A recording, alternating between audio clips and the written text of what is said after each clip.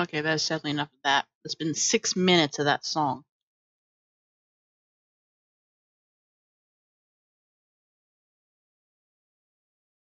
There you go.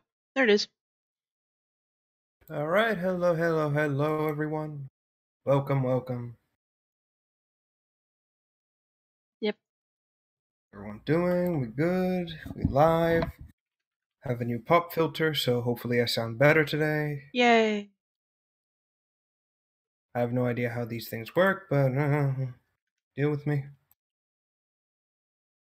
All right, getting the list. So welcome everyone once again to Left for Random Talk. This is episode 39. Woot. Right. Hopefully everyone's having a good We're day. almost to 50 episodes. Oh Jesus, that is a milestone. Milestone. Very mild. It's nothing significant. Episode 50 with 80 subscribers on YouTube. Impressive. Mm-hmm. Yet we still get shit views. Oh well. That's life, I guess. So, today we have a bit of a serious topics we need to cover today. First one on our list is urgent news. DMCA takedowns are now being used to extort money from people. This is warning to everyone out there to keep an eye out for this shit. Fortunately, but we have to cover it. Mm-hmm. Lighter news, EA kneels before the law and removes loot boxes from Belgium. Justice has won, and EA releases public statements saying they disagree with their interpretation of the law. Slight update. EA is now bleeding more money like crazy. Investors are pulling out of the company in droves, and many are telling people to stay away. Woo-hoo. Oh, the dominoes. The dominoes just keep falling here. Resident Evil 2 remake. What we liked and what we thought of the remake overall. You know, I'm gonna have some choice words about that. Oh boy. Subnautica Below Zero. Not really micro news. Technically speaking, the game's gone into early access, and we have some new information that came out. We'll be covering a few of the critters, I suppose, learning a bit more and that kind of thing. Bumblebee, a refreshing reboot helmed by someone who knows what the fans want and treats them well. Fuck you, Michael Bay. Yeah. Anthem is already in trouble. EA's mark has already been seen and people are getting ready for it. Kind of expected, really. And lastly tonight, Metroid Prime 4 gets scrapped but is being redone. Sadly, this means it's delayed. Oh goody. Which is a shame because I like the Metroid series. Mm-hmm. Still a fan of it. So let's get right into it, and we'll cover the first bit of information. So this has recently been addressed, or is being currently covered as of right now. And that is, according to some sources, the DMCA takedown notice system has been weaponized recently. And according to information, someone has been attempting to extort a smaller YouTuber with a threat of the DMCA takedown notice. The exact wording for it was they demanded somewhere between $100, like $1,000 or something like that, via PayPal or money via Bitcoin. This has been a problem. A lot of people have covered this. Sid Alpha being the most predominant one, a big-time YouTuber here. Well, I don't really say big time. He covers game news and kind of shines the spotlight on, shitty things going on. Anyway. But he's basically broken the story and covered it, and he's pissed. And I can't blame him for it either. Apparently, this is something that he's been afraid of happening, or has been afraid of happening for a very long time now. And that is, as we all know, the DMCA takedown system is bullshit. Mm-hmm. It is a system in which the creators suffer, and anyone who just doesn't like what somebody else has to say can just basically shut them down and shut them up, basically. Yep. It's a weapon. It's been a weapon used against YouTube creators for, I guess, for a while now, and people have been kind of putting up with it because you can at least ignore, or sorry, not ignore. You can at least what's the word I'm looking for here? You can fight the claim and kind of get it reversed, and that's the good thing about it. Unfortunately, it is kind of a big to do, a big issue about it. Yep. Hold on, I'm just taking a quick cursory look on the information. Just give me 1 second. Let's see here. So all this transpired over on Twitter, of course. So, joy to that. I'm actually looking over Sid Alpha's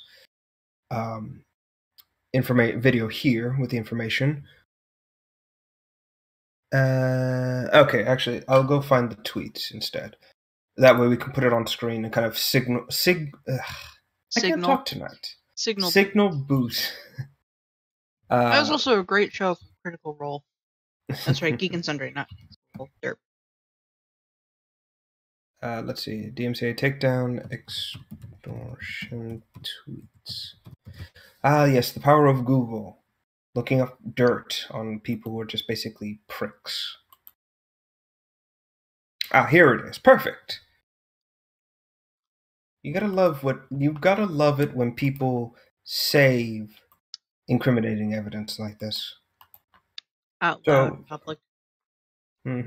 So here we are. This is the original extortion threat against the guy who made the channel.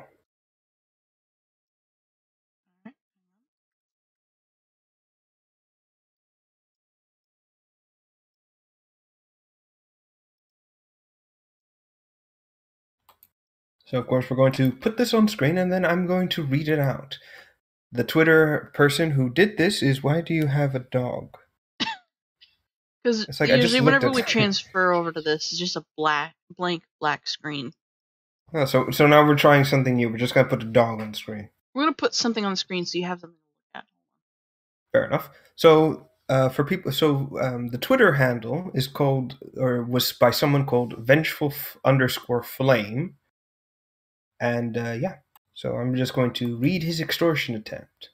So, "Hi Obby, we striked you. Our request is 150 PayPal or 75 Bitcoin. You may send the money via goods/services if you do not think we will cancel or uphold our end of the deal. Once we receive our payment, we will cancel both strikes on your channel. Again, you are free to charge back if we don't, but we assure you we will. If you decide not to pay us, we will file the third strike. Viper MC ownership team won't be able to help you, but go ahead and try. We will give you a short amount of time to make your decision." So, of course, Obby tweeted out all this and pretty much did the right thing and shone a spotlight on extortionists. Because once you give them that hit, they're never going to leave you alone. It's best to get the police involved, or anyone really.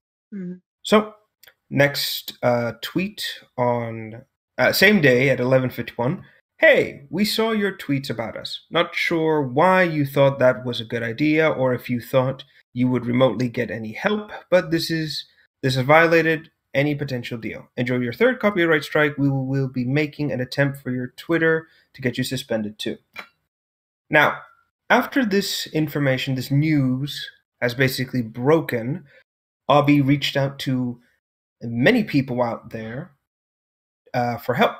And sure enough, people have found it. People have come to his aid.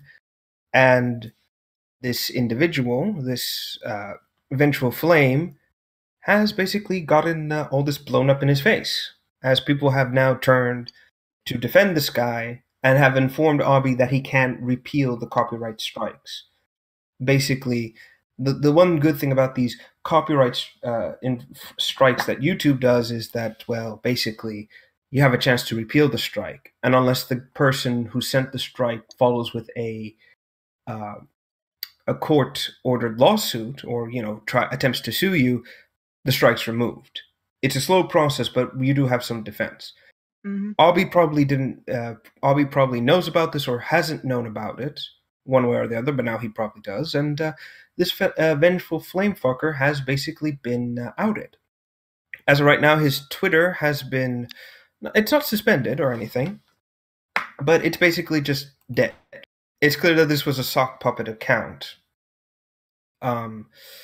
It was a sock puppet account clearly to extort this poor person, and has let's see what. Sorry. Basically, Obby has not only sent this out to influential YouTubers such as The Cording and Sid Alpha, but has also contacted the police. So yeah, you gotta love it when justice like this happens. You really do. Yep. So the reason why we bring this up is, again, even though we have a very small channel with not a lot of people, we do signal boost this because we do care about people. That Definitely. Also said, this also acts as a kind of a warning to others, or kind of our little PSA. Keep an eye out for this kind of shit. If someone comes at you and starts giving you all this not even legal shit, but tries to threaten you for money or whatever, be sure to contact the authorities. Be sure to get in contact with influential individuals and let them know what's happening, and they will help you. Also, don't hide it. Let other people know. Like, exactly. If you put it out there, there will be lots of people out there that will help you. Agreed. Like, this whole thing could have been a lot worse, and props on Obby for squashing this before it got any worse. Brave as hell. Do you remember that one jerk that tried to steal those models we had made for me? Yeah. Like, here's the thing to be known. There was an add-on, or I can't talk today. There were 2 mods for Gmod that we had made for me. It was based on characters I had drawn in the past. Obviously, Five Nights at Freddy's inspired. Mm-hmm. I still go through and see all the comments shitting on it. I don't care. I don't care. Like, the drawings are a lot better than the models. Like, I'm sorry, but I still appreciate the models. And a guy had approached us, well, mostly me, saying he wanted to take them and use them for money, which is not something I'm okay with. So, I tell him no, and he starts doing the manipulation thing, like putting you down, saying, what will people think about this, like trying to guilt you into submitting. Exactly. So, not only did I tell Rev, the guy, and also the guy who created the models and the other guy that made them into player models, I told everybody I knew. I even put it out on Tumblr, so the entire world could see what this guy was doing. And I still, to this day, have those conversations saved to my Google Drive. Yeah, you gotta love it when something like that happens. Really yeah, his server got shut down not that long ago. Awesome. Like I said, and this is what I wanted to say, people, if you got someone trying to extort you online for money and everything, don't be afraid of them. They're a paper tiger, and they're big. They want to intimidate and make it seem like they're stronger than they really are. Just report it to the proper people, signal boost what they're doing, etc., and they go away. They evaporate like nothing.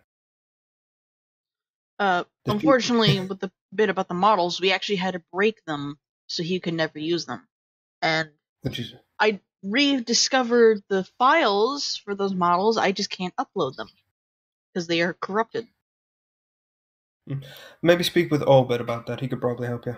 Yeah, I could send him the files maybe. All right, I'll talk to him later today. See if he can give a hand. Anyway, focusing on the podcast here. So, yes, this PSA brought to you by brought to you by sand. It's fucking everywhere. Everywhere. Get used to it. I was just gonna do like a what's it called, the PBS thing. This PSA brought to you by viewers like you. Thank you. I can't even laugh at that. That's the only channel I actually enjoy watching. Fair enough. Other than Animal Planet. Animal Planet's fine. Yeah. Anyway, let's move on to another bit of good news, and that is EA getting what they deserve. Yay! There's still a disease, but yay! We're treating the disease slowly. Actually, a little while ago, before the show started, I did get into I'm not even going to say an argument, more like a debate with one of my other friends. A We had a heated good talk. conversation. More or less. Nothing. Nobody was insulted. Nobody was like, "I hate you because no." We just talked. He doesn't believe that EA will, just like with Liam, he doesn't believe that EA will fall or anything of that nature. He thinks they're going to stay around for, for a good while. And this is just, it's nothing. They'll survive this. And like, I get his point of view, but like EA's been under fire from all sides as of late, and this recent news does not bode well for them. So, it's like he doesn't believe they'll go away. I believe that the end is nigh, one or the other. So, we're going to see how it goes. If they're around, if they're still around and still making money, then, I'll the crow. If, they're gone, I'm not going to gloat about it, They've been under fire since, like, last year. Exactly. Like, last February, last March, somewhere around there. We're already, like, into February of 2019.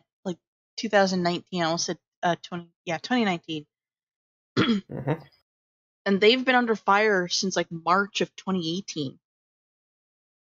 Yeah, like I understand their point of view, but that amount of time, how much money they are bleeding out, they're not going to last. It's basic economics. Even big companies, once they make a blunder like this, it's almost impossible for them to make up that lost trust in the and the consumer basis. It's like basic economics. It's like you have like a giant jug of water, and you make one mistake, and there's a little leak, and you're thinking, it's gonna take forever for that to drain. That is a lot of water pouring out very quickly from a jug that only has a certain amount inside it. EA is that jug of water, and it's been going like this since March of last year to February of this year. We're already almost at March. It's almost a year, and that money or water is going to go very, very, very quickly and very soon. Funnily enough, that's what brings us to this bit of information now. EA abandoned their... You cut out. Sorry. EA has basically abandoned their attempts at lawsuits with Belgium. It's clear that they won't win this, and they know they're going to lose more money in the law. So they basically said, fuck it, fine, you win, you win, you win. So, as you can imagine, they removed loot boxes from Belgium. They are the last company to have done that out of the big three, Steam, 2K, out of the big three known game publishers to officially stop this. And now EA has abandoned this. However, they have gone on record to say that they disagree with Belgium's interpretation of the law. Yeah, not surprising. Basically, EA is saying that, or EA's representatives are basically saying that they don't agree with how, it's the concept of the written law versus the spirit of the law. Yep.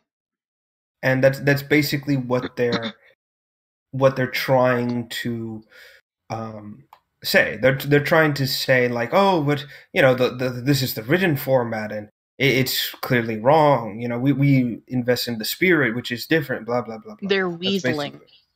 Exactly. They're trying to not come off as greedy or as grubby as humanly possible, but it's failing. It really is. It's like the disgust, like the literal fat disgusting kid who just got their ass kicked by the actual good people, and then scoffing about how they're terrible at fighting, even though they just got their ass kicked. But they're saying it out loud, thinking that they're not going to get their ass kicked again. It's basically exactly. It's the big tough the quote unquote. Oh, I'm so tough and great. But the moment someone bigger looks at them like, hey! Yeah. Just like that whole bit with the what was it called? The whole bit with the giant mobs attacking the village. Yeah, from Element Animation. Yeah. Come at me, bro. You don't scare me. Immediately just hides the moment the sheep looks at him. I love that. I love Element Animation. Anyway, as you can. anyway. So they're basically licking their wounds. However, as of it's not even been a day since this information's come out, and investors are leaving. They're leaving EA in droves. And it isn't just them, it's everyone from every level of management is like, they're hemorrhaging money everywhere, right out of the blue. And this is because of multiple problems, such as without loot boxes, what's the word? They've overspent, and that source of revenue in the format of loot boxes is no longer there. So that money they've spent is gone. It's permanently gone, and they can't recoup it. Not as easily as they used to, basically. So you have that problem. On top of that, it turns out that there are several legal clauses that basically even put more restrictions on loot boxes. Because EA doesn't have a console they can release their games on. They've hitched their wagon to Xbox, effectively. Usually, anyway.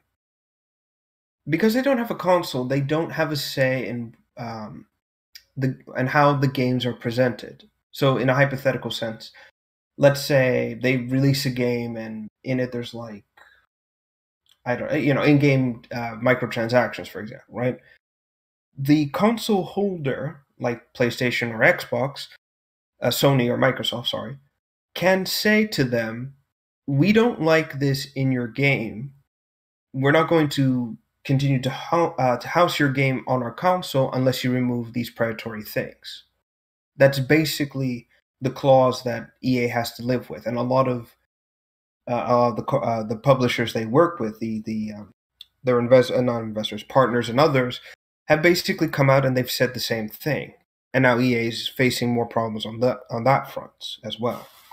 As of right now, based on information, if I can find, what was it called? It's like EA's. It's not a quarterly earning. It's something else, like, what was it? I'll just type in profits at random and see what comes up. Oh, look at that! No, A quarterly review or something review.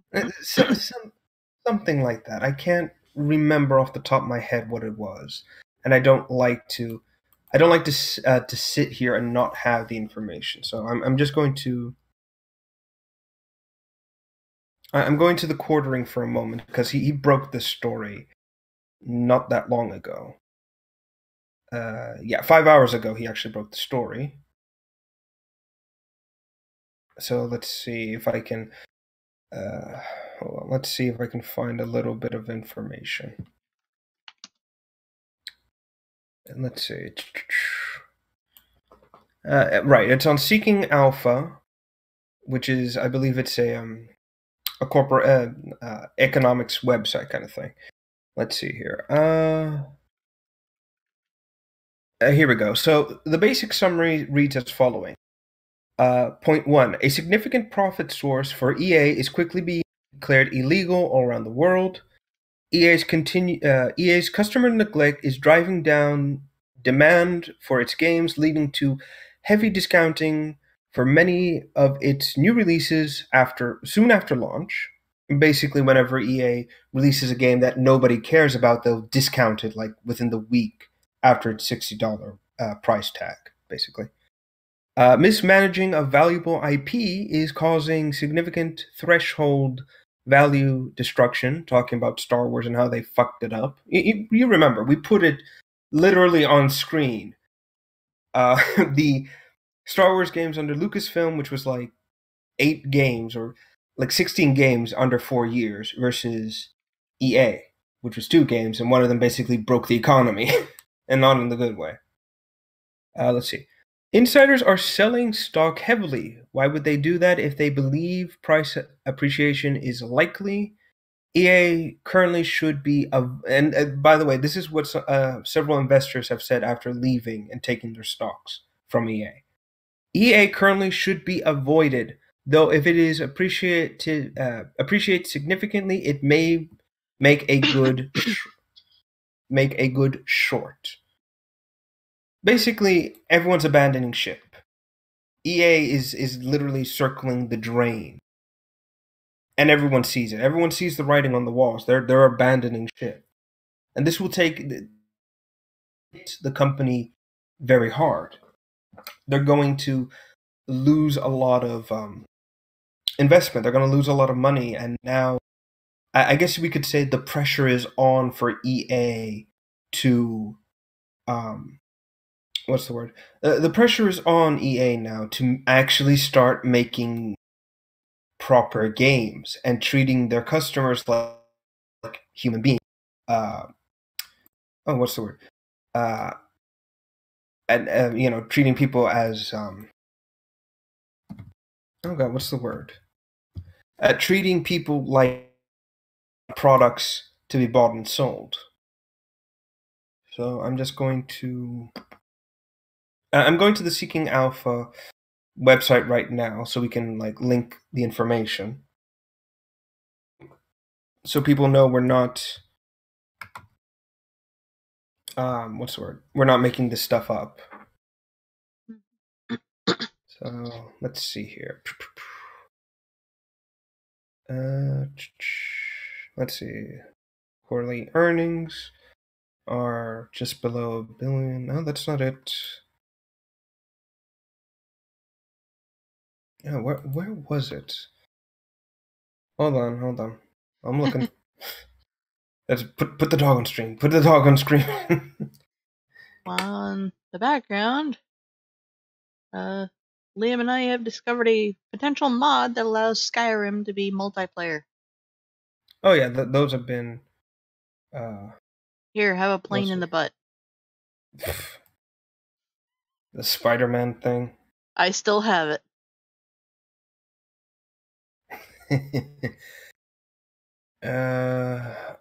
Okay. Hold on. I'm just going to go back. Oop, that's not it. I'm just going to go back to what Quartering said.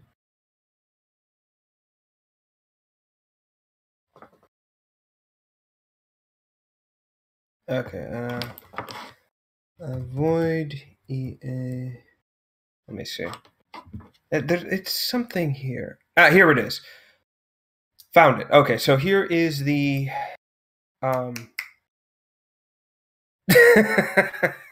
Sorry, LT. We're having a bit of a moment.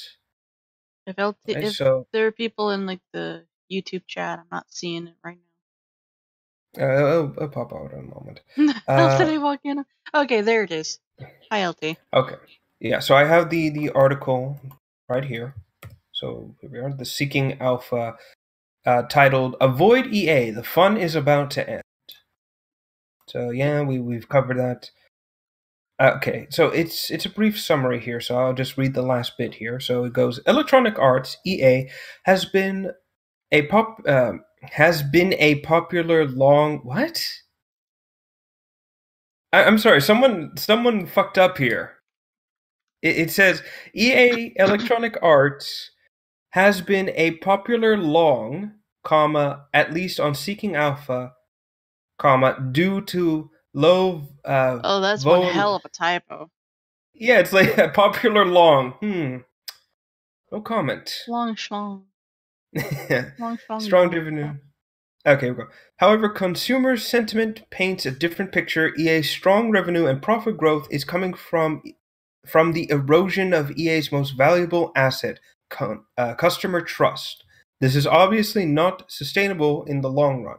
EA also faces severe headwinds in many other areas like the regulation of loot boxes and competition from emerging game developers armed with free-to-play games. EA, even at its current low valuation, is not a bargain and may make a good short if it appreciates significantly. And its current PE ratio, at least as of right now, is 24.41. So that's pretty low, to be honest.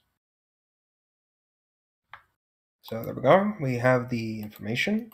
So again, at least we do our job on this show. Yep. And by that I mean we actually show you the information, so you know we ain't pulling it out of our ass. The article is in the description, and over on Twitch it is posted in the chat. Oh, the Belgium thing's is done. LT. They abandoned their attempts Yeah. to I go with still the found it lawsuit. very, very funny that a gaming company tried to sue an entire fucking country. Yep. It's over and done. EA has abandoned Yep. the lawsuit. They know they're not going to win it. It's kind of hilarious, really. Chat is severely delayed, so you're reacting to him saying something before it even pops up on my screen. It's kind of funny, all things considering. Mm-hmm. Anyway, so yeah, that's a bit of our information for tonight. So yeah, EA is imploding. It is not destroyed yet, but we are winning in this little war. It is best, I think, like, instead of a disease, it's best to describe EA as a cancer. Yes. It's slowly. It's a long process to get rid of it, but we are winning. Yes, we're treating it with radiation and all sorts of... Richie, Thank you. there are so many different treatments, because each cancer is unique. Yes. So we're hitting it with radiation first. If that fails, then we're just going... Activision is next. They are following EA's destruction path to a T, and it's hilarious. That's actually kind of sad, really. Like I said, the old day... I don't like EA at all, because my brother played so many Madden games, which is basically the repeat of each other. But Activision is a kicker for me. Oh, gee. It was voted the worst company ever in 2012 and 2013. Only 5th worst now, though? Jesus. Oh my god. Is Bethesda number 1 now? I wouldn't be surprised. Also, hello, Mort. Oh, hey, Mort. Is he somebody you know? Yeah, he's a friend of mine. Oh. He's the guy... he was the guy I was talking to about the whole EA situation. Like, he believes that EA isn't going to die or whatever. It's still going to be around for a while. Where, I'm like more... Nah, it's dying. It's slowly dying. So, like I said, it was a back and forth. No real animosity or anything was had between us. At least that I know of, Mort. No, I'm kidding. Alright, let's see. Alright, I think we've thoroughly thrashed EA. Oh, yeah, right. Bethesda. I wanted to put this on the topic, but since we always talk about Fallout 76 so often, I thought, hey, we could avoid this, but it's like, no. We have talked about Bethesda so many times in a row that it's just not worth it. Not unless something really big happens. Well, actually, that's funny because technically something big has happened. Technically. So I guess impromptu topic then. Recently, the Fallout 76 game received a patch to the game. And it turns out that this patch was so poorly optimized and thought of that it basically reintroduced a lot of bugs that had gotten rid of that they had gotten rid of a while ago. That is how incompetent they are. We are talking item duplication glitches returned. Bobby pins are way more. Shit of that nature. Just a total mess of epic proportions has been... Really? I'm sorry, but their name is Mort, and that's all I could think of. I've played the Madagascar game. I can hear King Julian saying Mort over and over in my head.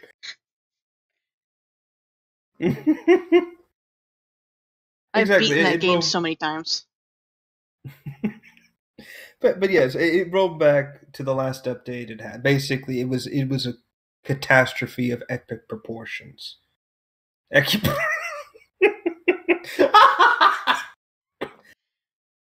Oh, jeez. But yeah, basically, it rolled back, and it was a complete disaster. And so, people were pissed, and they started going on the Reddits and things of that nature all over. to try and kind of let people know what's happening and like, oh guys, look, be careful. This glitch is back and this is back and that. And then Bethesda, in another shot of brilliance, he said so fucking sarcastically loud, thought it was a good idea to go into the subreddits and delete people's topics and whoever brought up the glitches and blah, blah, blah, blah, blah, just delete. And people are pissed. This is just, it blows my mind. They are really self-destructing. They really are. It's like all this we had, we don't need it. Boom. God damn it! I still have King Julian in my head. Jeez, what have I done? But as you can imagine, it's just it was a catastrophe, and the fact that this game is likely going free to play is just hilarious. Like, this proves that Bethesda can't make a game anymore. They depend on fucking fan support for this shit to work, and it's hilarious. It really is. All according to motherfucker. Mort, all according to plan. You silly shit. All according to Kikaku. As Keikakudori. And the creation engine. Oh my god. Yeah, the creation engine is just, like I said, it's an outdated engine. It is, like I said, it's a walking corpse of an engine, and the fact that they're still using it, while impressive, is not, it's terrible. Even my other friend, that weird Asari, she even points out the major flaws with it.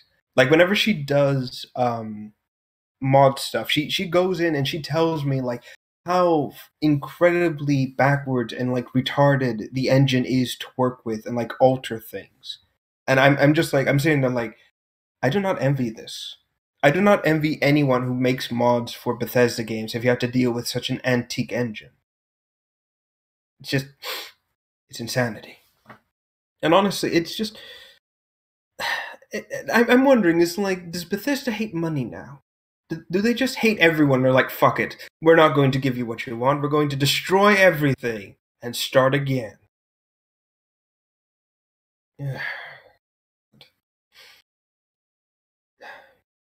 I don't think, again, they're not like EA, they're not that terrible yet, but give it time, they'll destroy themselves. So they're going to go down the path of the EA and implode. Putting money now. Oh, yeah, that, funnily enough, LT, the fact that Fallout 76 isn't... I had a friend who works at Bethesda. He showed me the engine schematics, everything. And it's a 1-to-1 rip of Fallout 4 with slight tweaks. That's why some game, because it's the same game tweaked. It really is. And same game, new title, just one changed mechanic or two. Exactly. Spit polished. It's like, yes, we have Skyrim, which is just Fallout with guns. Oh man, it's just what people. What? Skyrim, but it's Fallout with gun. What? No.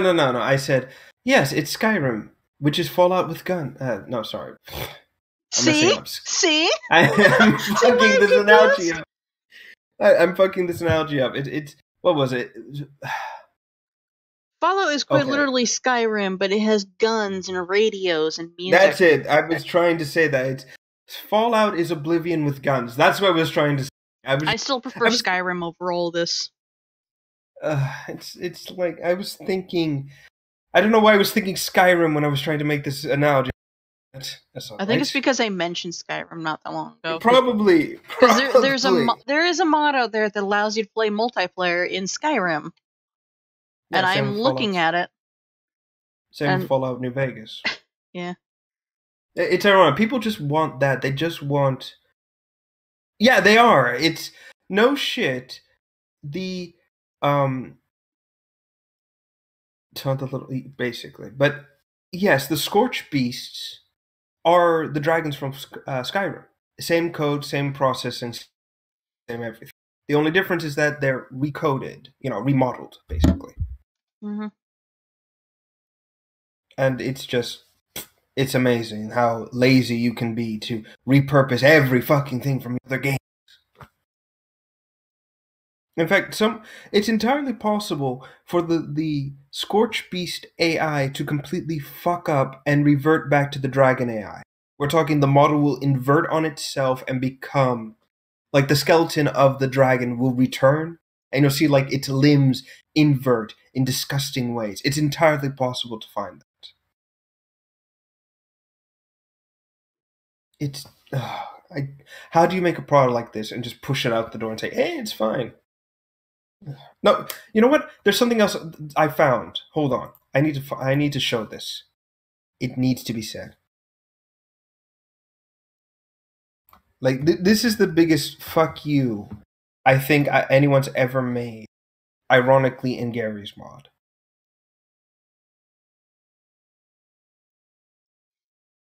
So this is a thing. Someone recreated all the models from like Fallout 4 for Gary's mod, and then they brought this in, just as the biggest fuck you ever.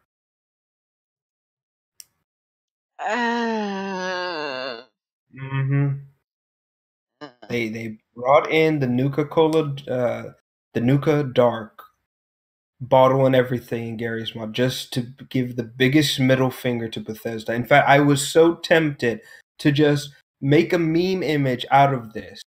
And don't worry, I'll probably be doing that. No, and then just spam Todd Howard's or Bethesda's like Twitter post and say, "Look, we've got it." You just to put salt on the wound. Just the biggest fuck you ever. Yeah, this isn't just Gary's mod. People actually went into the other Fallout games and made the Nuka Cola Dark bottle in the game.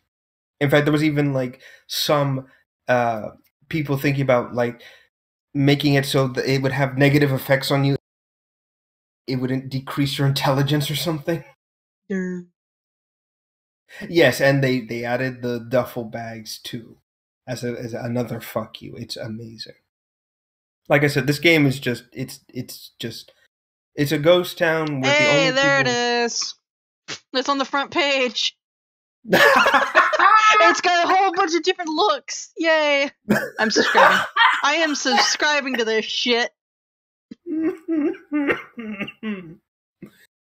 When this is over, we're going to you know what? Fuck it. When this is over, we're going to make a sponsorship Nuka Dark thing, and then we're going to post it on the official Left for Random Talk Twitter, just as the biggest fuck you. Oh, did you make a Twitter account for it? No, I have not. Okay. But I'm going to make one as soon as this is over. So yes, This is the official the official announcement of the Left for Random Talk Twitter page. Yay! Come submit your fan arts of the biggest fuck yous you can imagine. Memes are welcomed. We will embrace it all. We will even embrace the Ugandan knuckles. Oh my gosh. I have something to add for that one. No. 2 nights ago or so, Lycan decided to stream VR chat. Mm-hmm. And the first thing we see is a giant man with a dick and balls. With like music blaring out of his radio to the point where it was static. It was like that kind of audio sound. But at one point he found this group of tiny little chibi birds with RPGs on their backs and military getup. And there was one chick with them that had like a robotic voice, but she kept turning into like some weird owl thing with tentacles. Oh. So he joins the burbs, like he becomes a burb, and they set out to do a war against the Ugandan knuckles. Oh no. It was adorable and hilarious. But when Lycan crashed, they were in that world that the Ugandan knuckles have. Like, so there's like those giant knuckles everywhere. Yeah. So I messaged him in chat. The last thing that poor soldier burb ever saw were giant Ugandan knuckles around it. Just surrounding them. I think they even converted one of them into a military burb. Oh, Jesus. It's I want to play like, it now, but I really shouldn't. I don't think my I computer should. can handle that. I want to real quick plug another channel just for a moment. High Moon Studios is a guy who does anime-esque stop motion things. Like he uses Figmas and all that stuff. And one of the other videos he made, like a big sort of spaghetti western anime thing, whatever you want to call it, had a bunch of new Gundam knuckles in it, and it was amazing.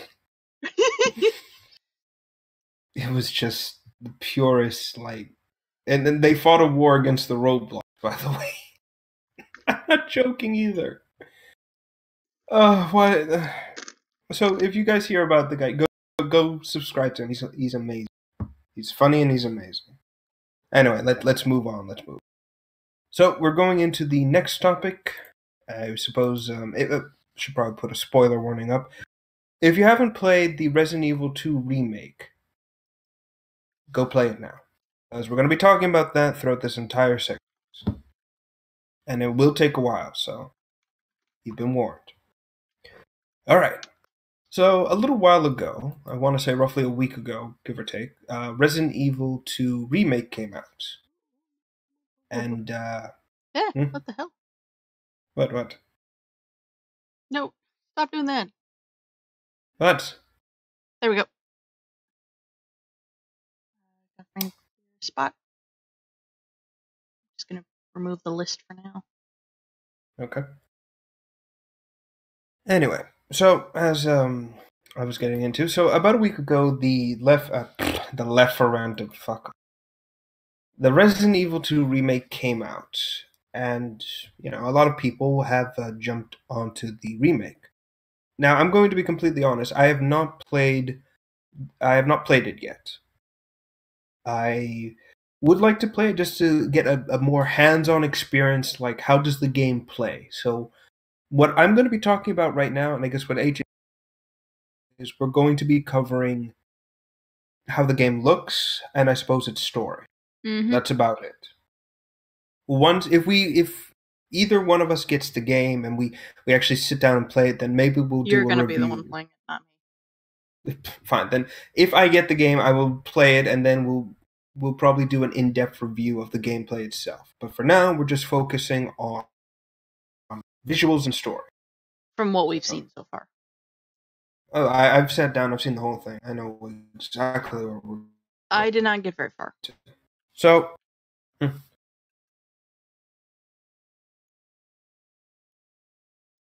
Hello? I did not get very far. Oh, okay. I've gone through the whole thing. Like again, big shout outs to Gamers Little Playground again for making the amazing cutscene movie. I always love their work, and I always will praise their effectiveness. Anyway, so the game basically tries to start just like how the classic Resident Evil 2 begins. Leon and Claire find each other at a gas station beyond Raccoon City, and a zombie outbreak occurs, with Leon saving Claire from almost getting eaten by a zombie and getting to safety. However, the remake is slightly different, where depending on, I believe, which character you pick to play before the game starts proper, like the Leon B, Claire A scenarios, you get two different playable sections. Where this time around, once Leon reaches the gas station, you can actually play as Leon. Outbreak from a new point of view, how Leon reacts, it's very impressive. Overall, I thought that was pretty clever. The game progresses just like in Resident Evil Classic, with Claire and Leon, of course, getting separated when the truck hits the car. Though this time the truck really doesn't hit them; they just kind of fuck off because the thing's about to explode. So yeah, that's something I found weird, but also kind of a saving grace. Felt bad for the guy. Yeah. Leon. So as the story progresses, basically, what's the difference between the classic and the remake is that before the classic, you had the options to pick a scenario basically, and there was never any like set story. There was no like this is the canon series of events or anything of that nature. It was up to the player, and there was about two different sort of stories you could go through. I want to say like two different perspectives. Well, four technically, depending on how the scenarios play out, basically. This game does not do that, however. The remake basically focuses you playing through a series of events, one continuous story, basically, but divided between two different characters, with Leon mostly being relegated to the Raccoon City Police Department, and Claire more out in the city proper, basically.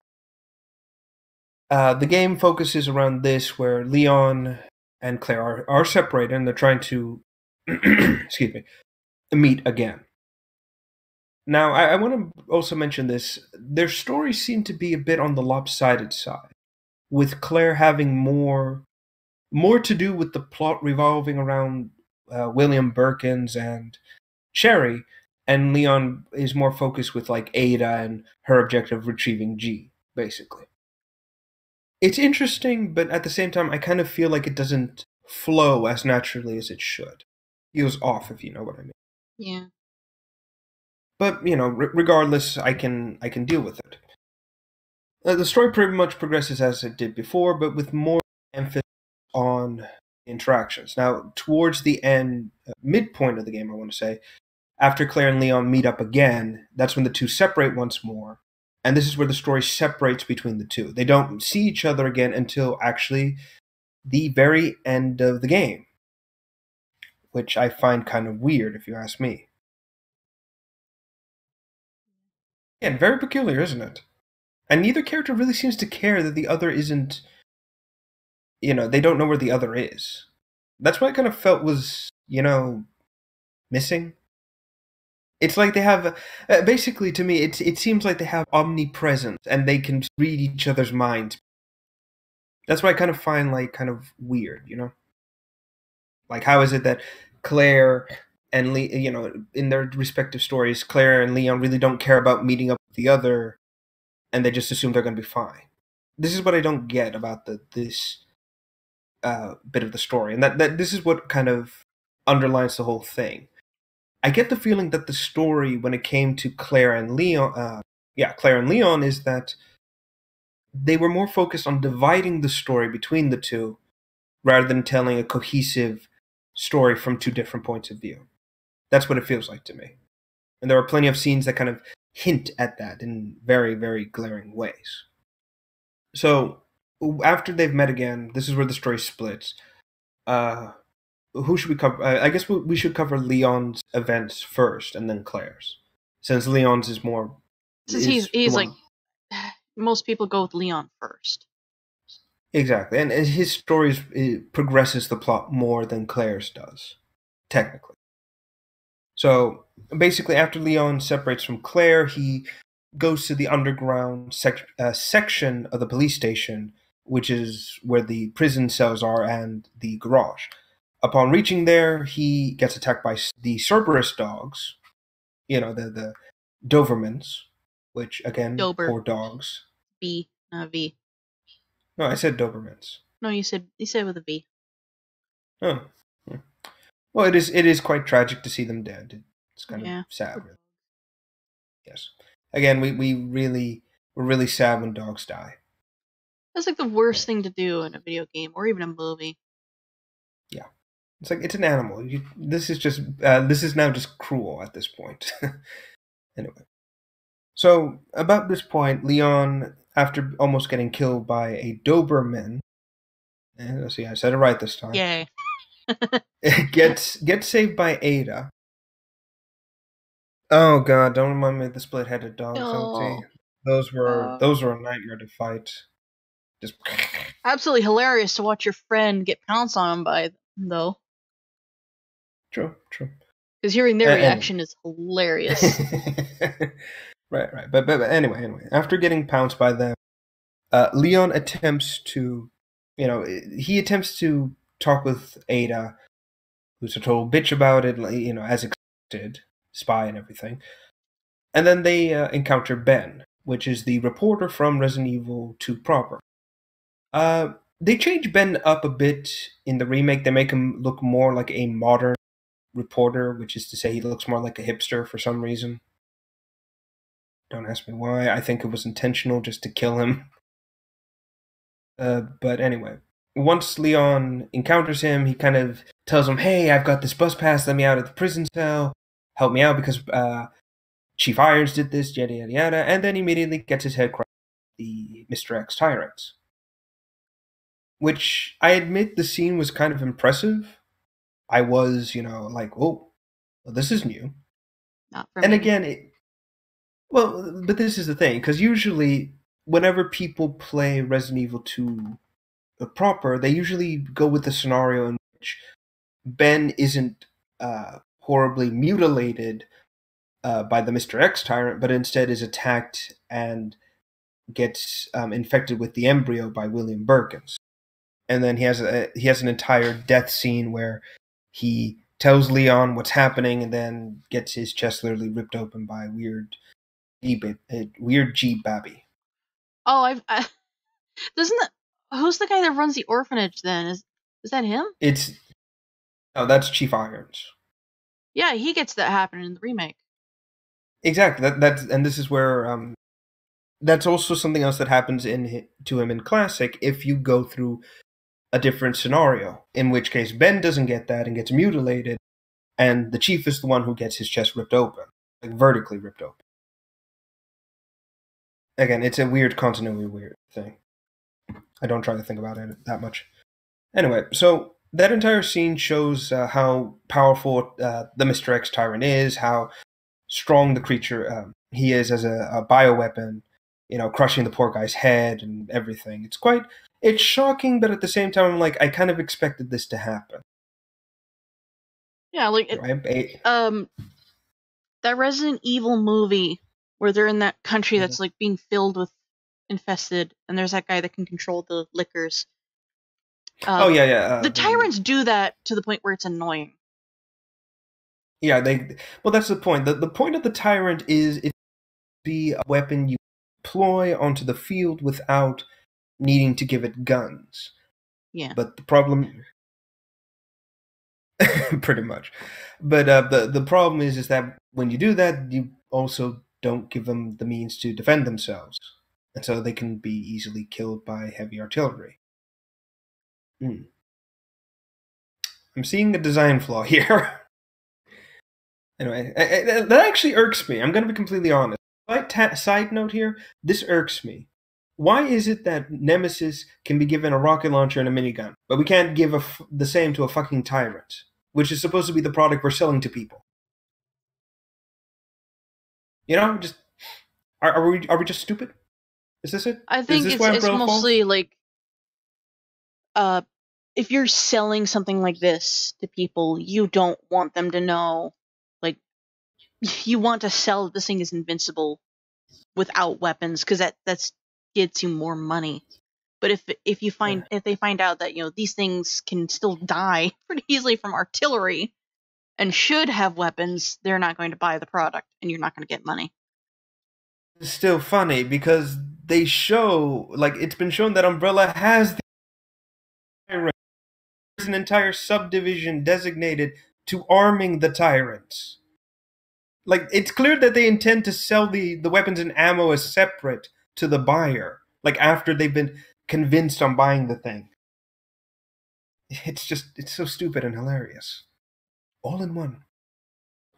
Anyway, moving right along. So, after Ben gets killed, we also get a brief in-game cutscene with the Mr. X tyrant coming after Leon, which I actually found was amazing.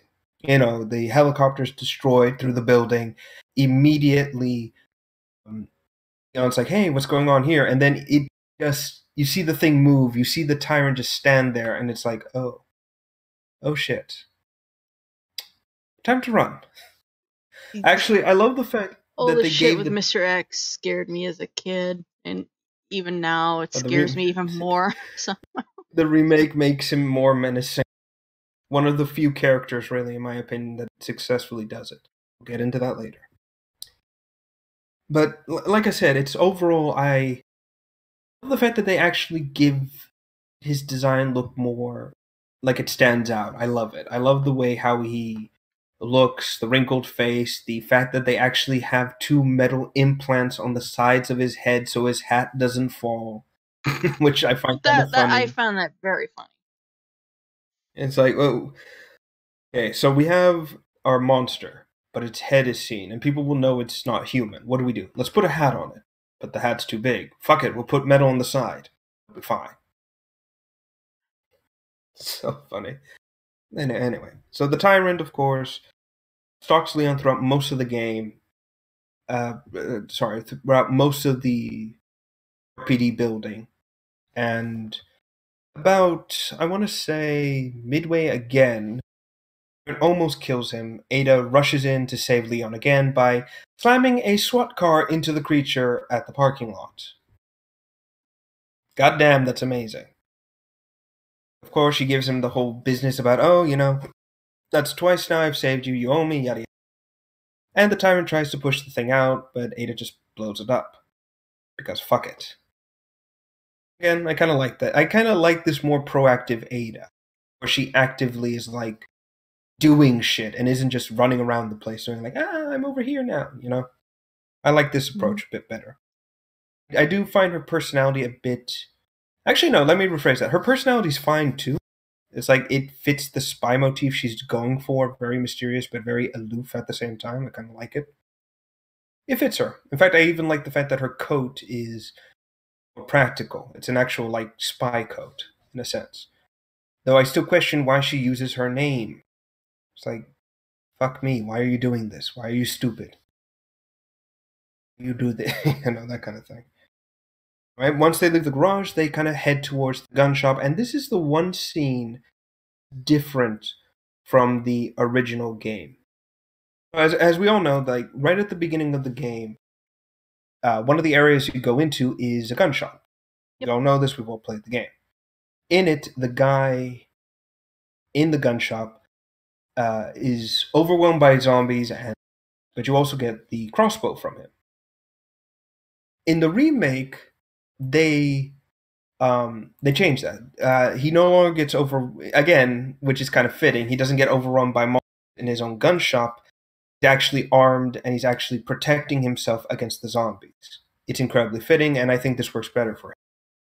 However, the one thing that I think they went over the top with was the fact he has a daughter who's been infected. That's horrible, to be quite honest. Like, I get it, this happened. There are probably more zombies in Raccoon City. I kind of expect that to begin with, but at the same time, I'm like, this is a bit much.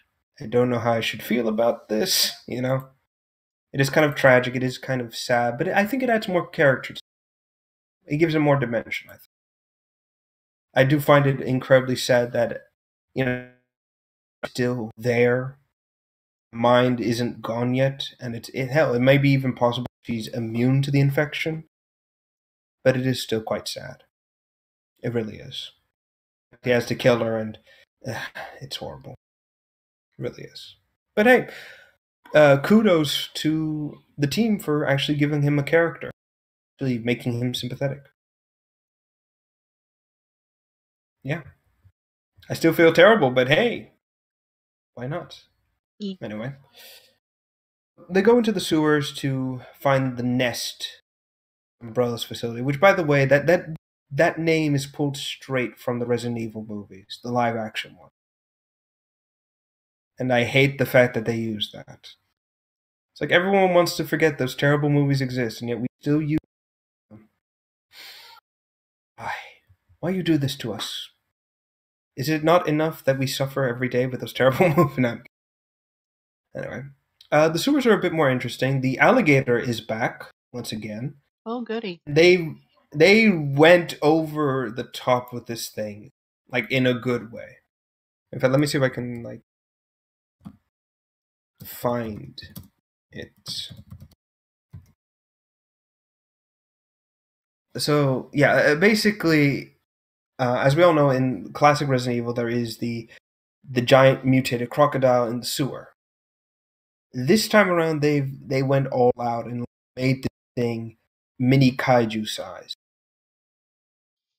Like it's insane, and there's an entire bit where the entire scene is basically Leon running away from it this time, instead of you running away and trapping it in very specific places, tricking it into eating explosive canisters and then shooting them. They changed it up this time, where the crocodile now will chase after Leon for a bit, and then towards I want to say the end of the tunnel, it will attempt to lunge at him and then get its jaw caught in an explosive fuel line, which then Leon just kind of shoots, and just like in the classic one, its head just explodes all over the place.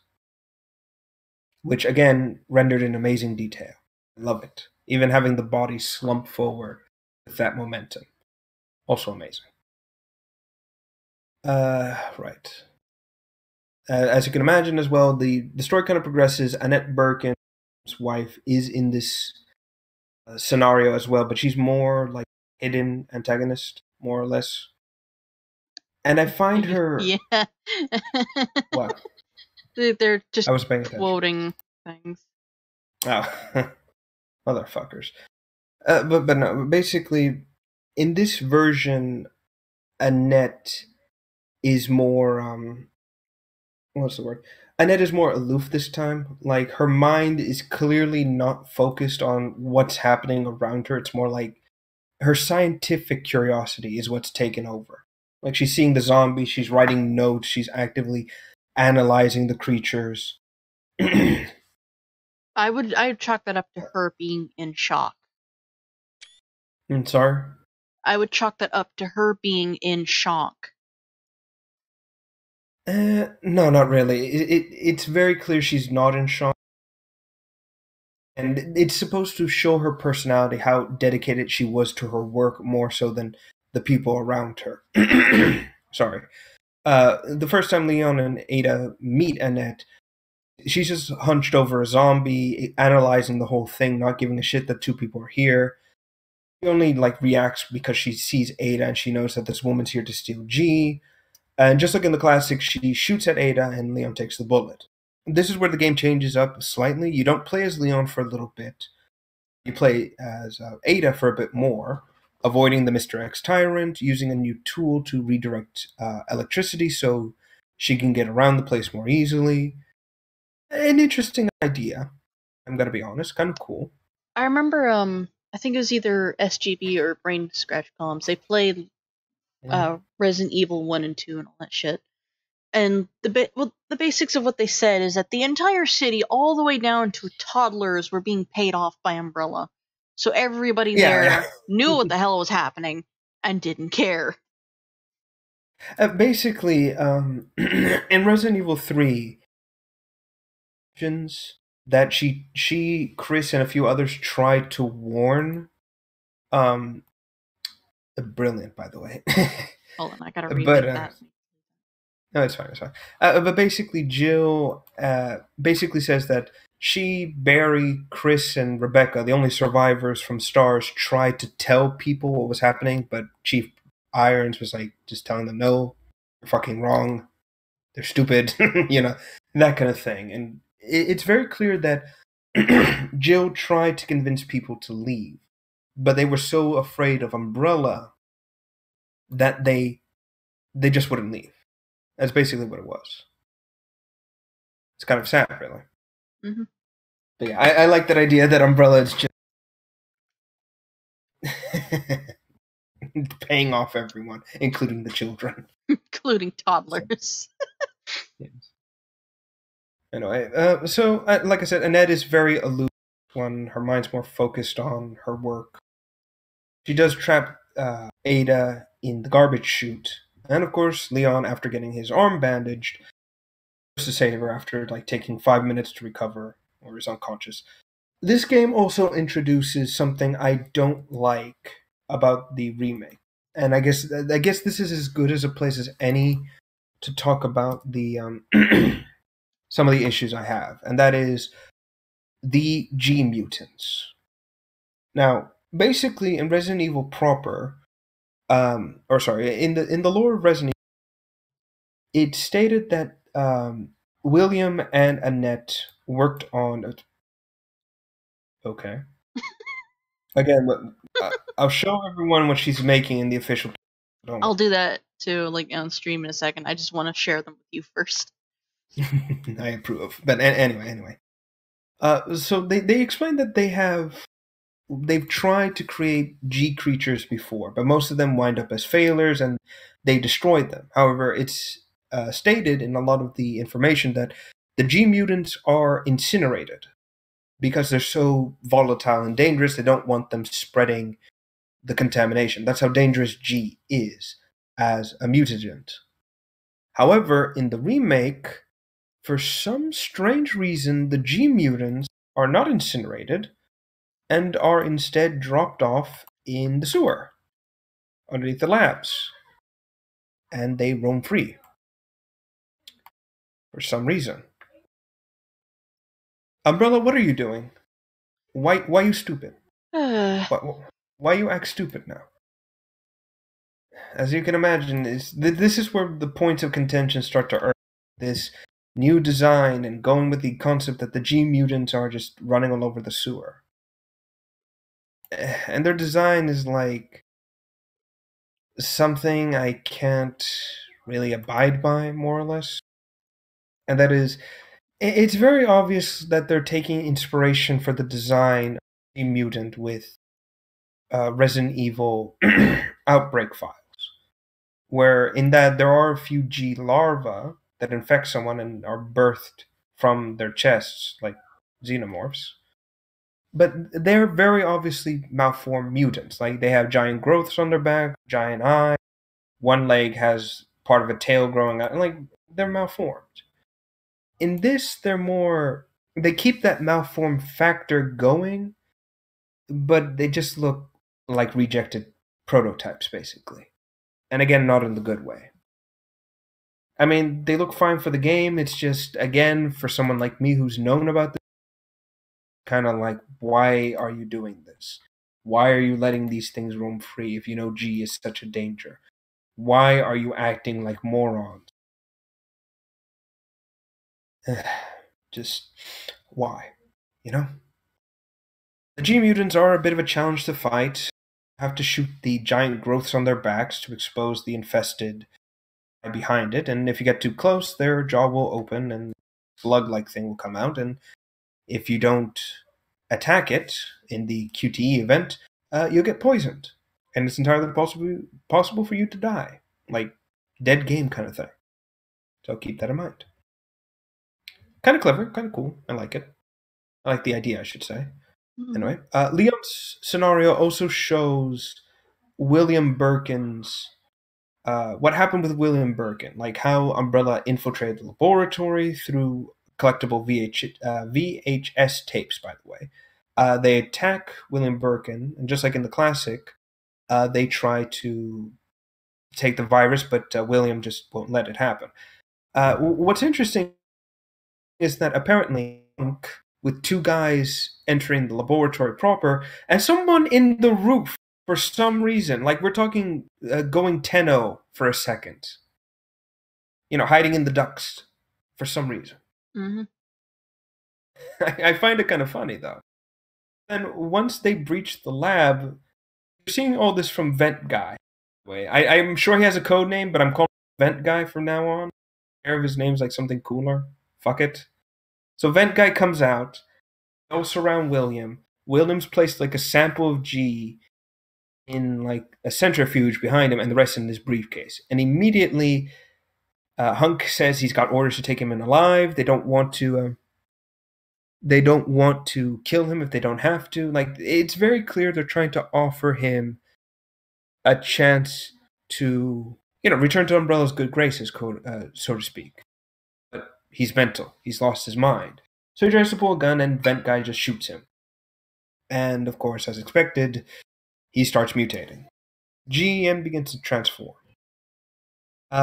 Towards this point in the game, in Leon's scenario, you will fight William in a little box, and the boss fight for him is more like a puzzle. The objective being trying to knock him off the platform with like a crane.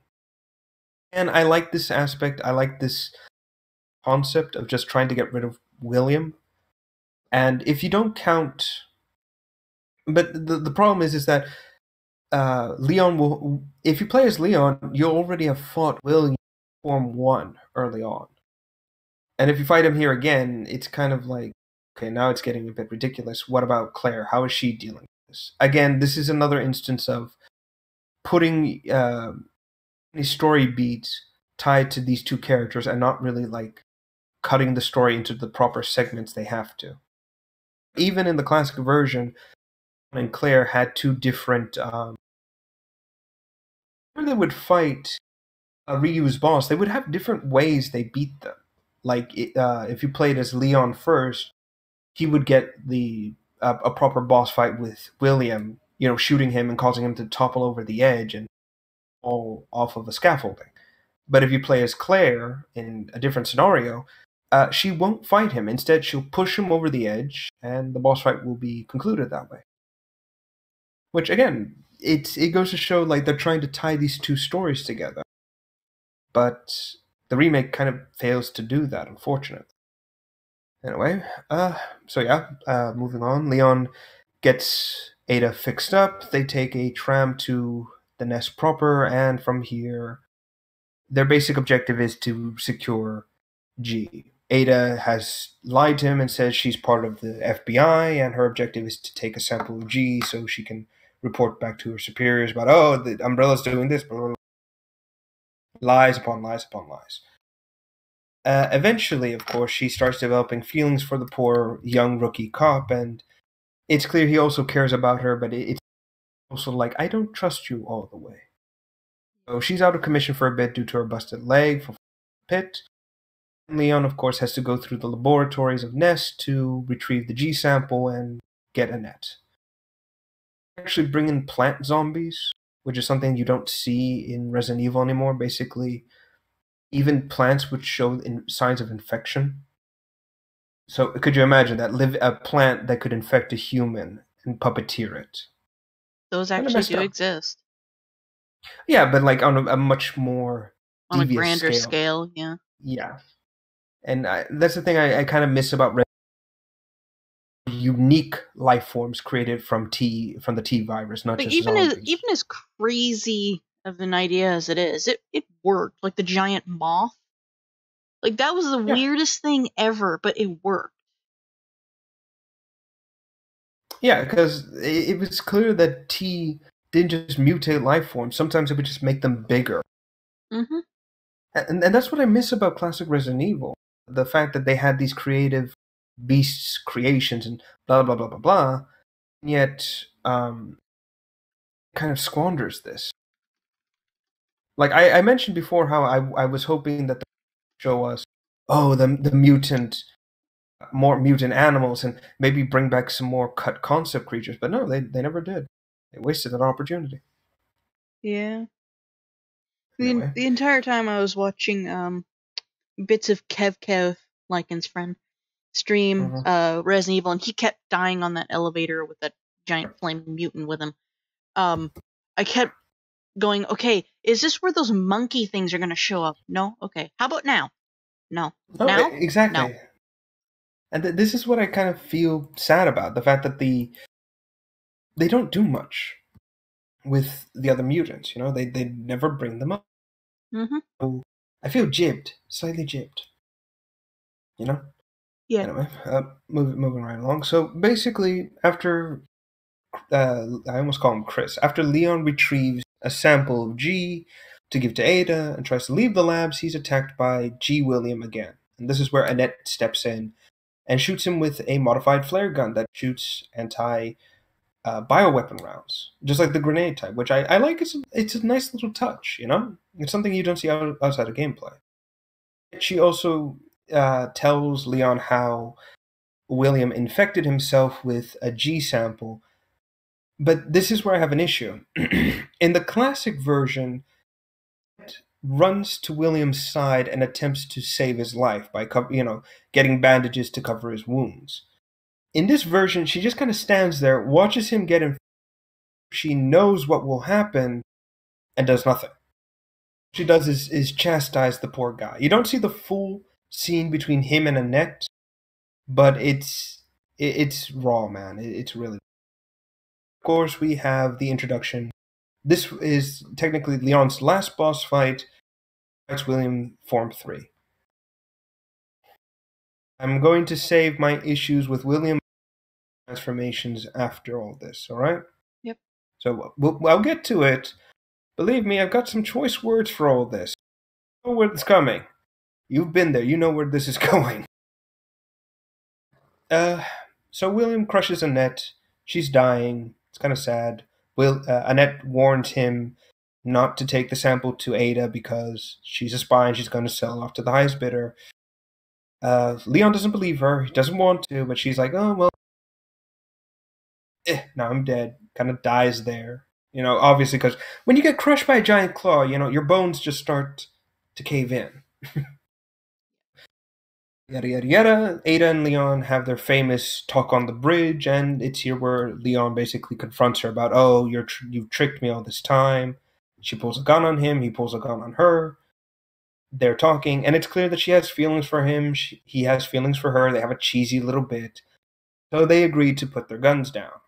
Leon showing that she does care for him, and Ada is basically like, fuck, I do want the Leon dick. I had to go there. She gets shot. The bridge almost goes out. By the way, getting shot by Annette. The sample of G falls to the pit. Ada is... Yeah, by the way, Annette somehow manages to walk with broken bones all the way to meeting place and to shoot her. Consistency, what is that?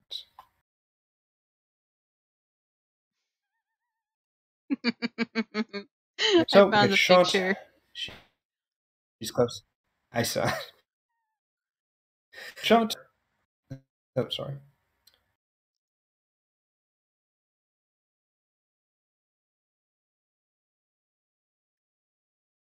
Struck about 10 minutes to escape.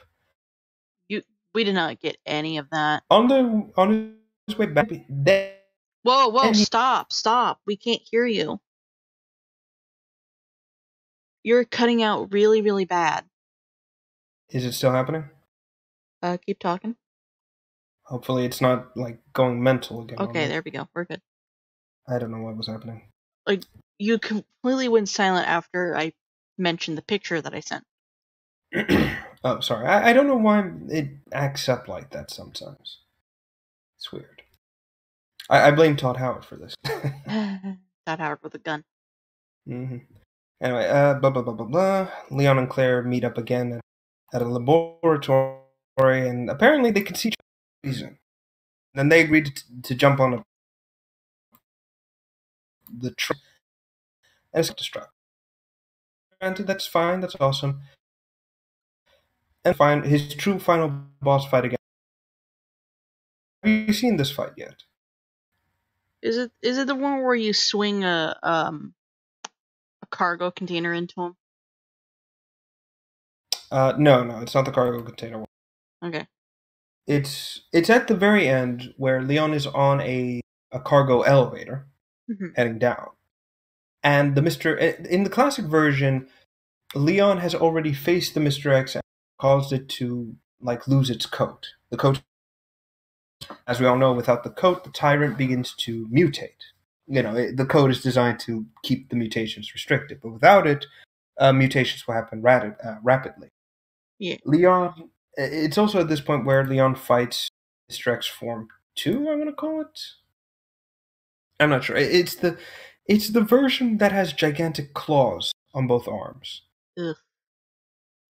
Yeah, but that's my favorite fight because I loved how it looked. Basically, this tyrant he was horrible and beefy before, and now with the gone, he's full monster. We see the evil underneath. No pun intended. But this version of him is lamer somehow. And this is another issue I have. It's that so this is how he looks when you in the remake. By the way, just kind of put it here. Sorry for quality.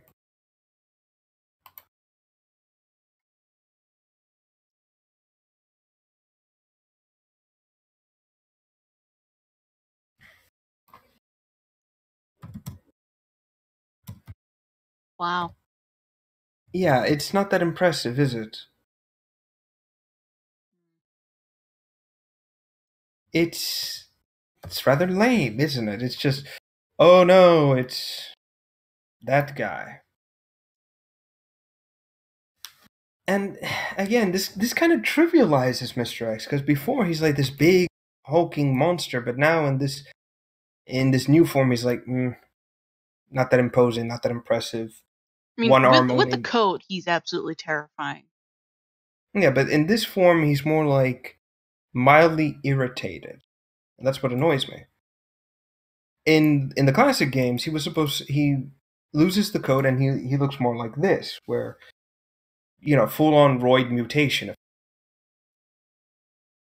Yeah, by the way, this game is the Dark Side Chronicles, which is, in my opinion, a better remake. Oh, I said He looks like an actual echidna.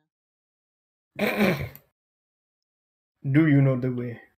I'm waiting for him to say that now. As he starts butchering you. Yes. But this is the form most people know and most people enjoy about Mr. X. This the claw roided out monster, this slight coat looking type.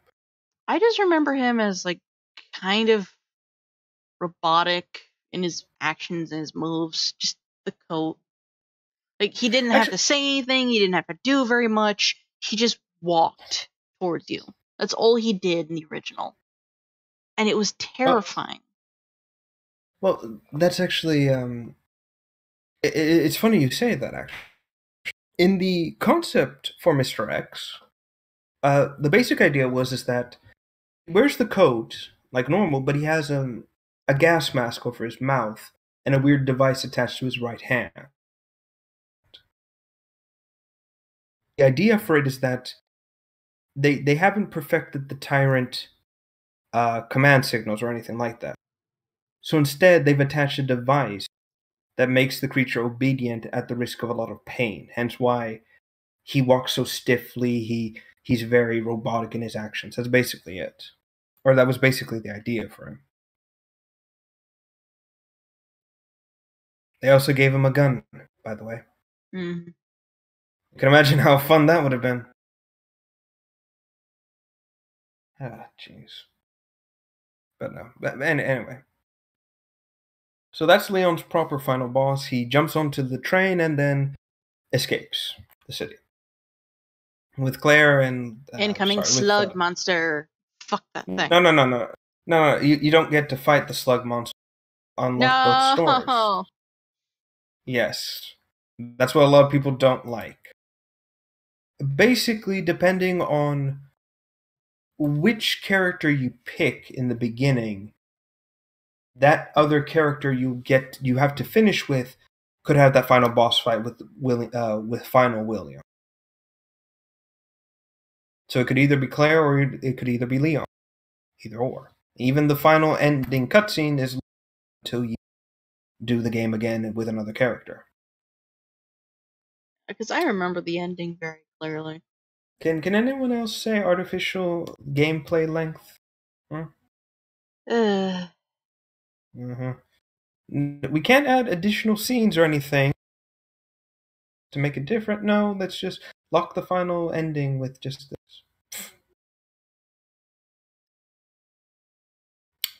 Alright.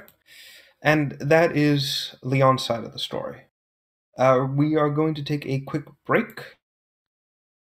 Real quick. And then once we come back, we'll cover Claire's side, and then we'll kind of talk about the things we kind of like about the game. Yeah. Alright. We will see you all in a few minutes. Talk to you then.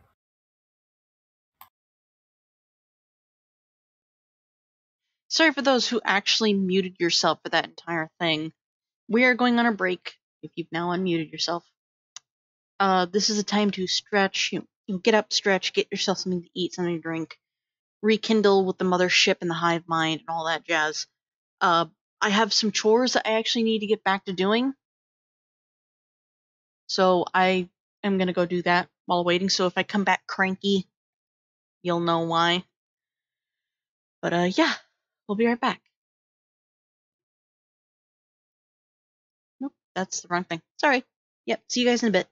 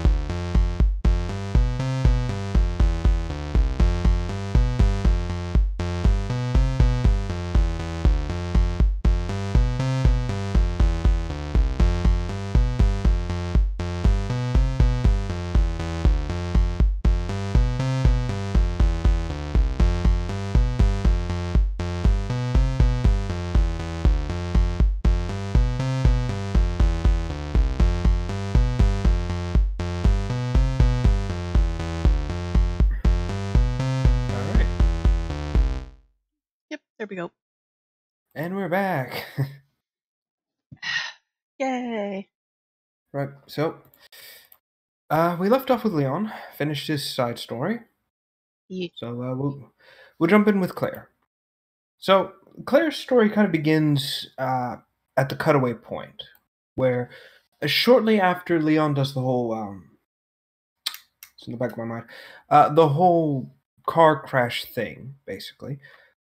Claire remained at the Raccoon City Police Department, and soon enough finds herself face to face with Sherry, the daughter of William and Annette Birkin.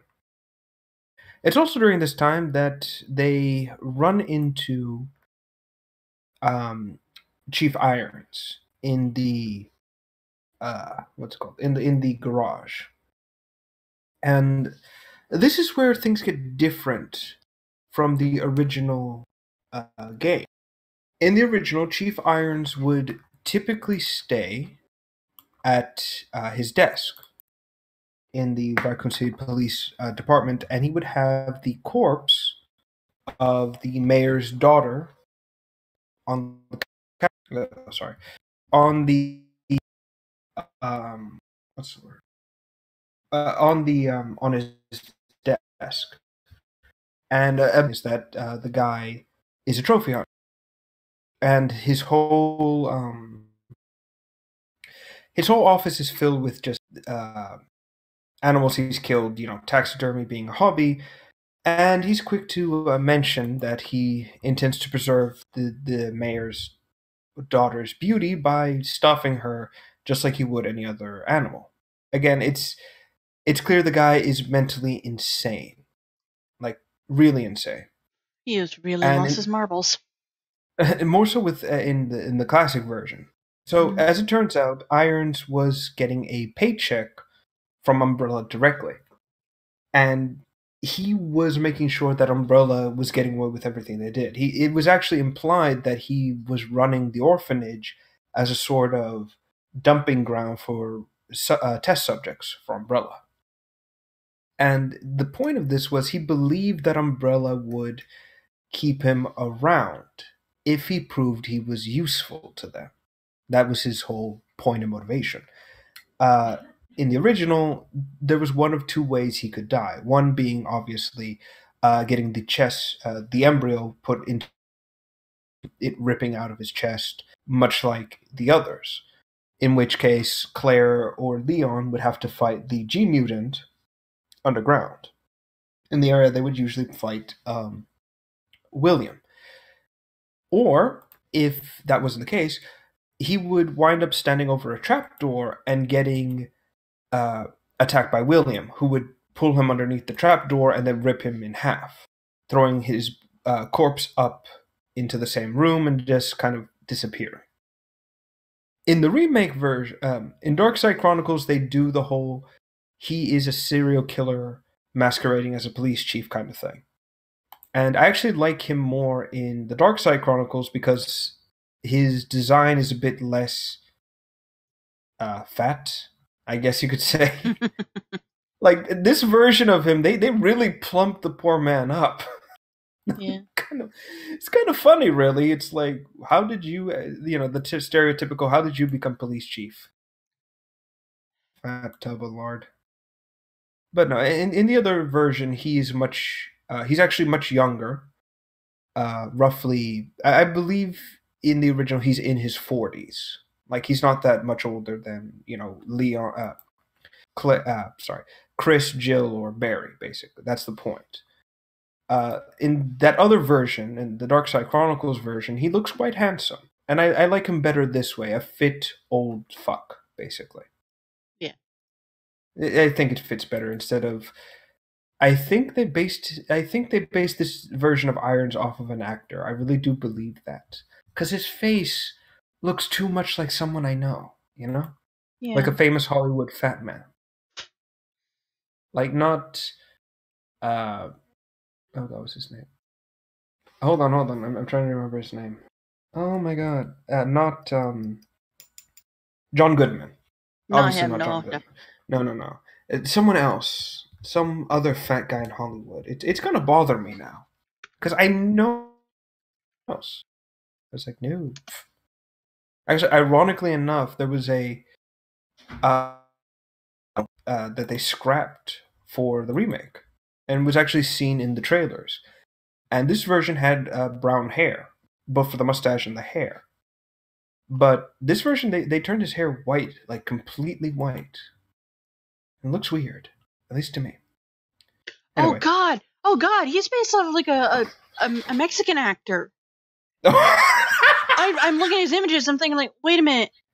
In that movie Machete, the guy that is like is the priest. He looks just like him. I know who you're talking about. Yeah, the bald one. Yeah, he looks just like him, only pudged. Only pudged. What was it he said? It's God's job to forgive, not mine. I like when they're looking at the security camera and he just like does a little gesture with his hands, like, all right, God forgives you, get the fuck out of here. I love his that name. movie. It's so terrible. I'm sure it'll come to us eventually. I'm gonna look that up. All right, well, you do that. I will continue down this rabbit hole.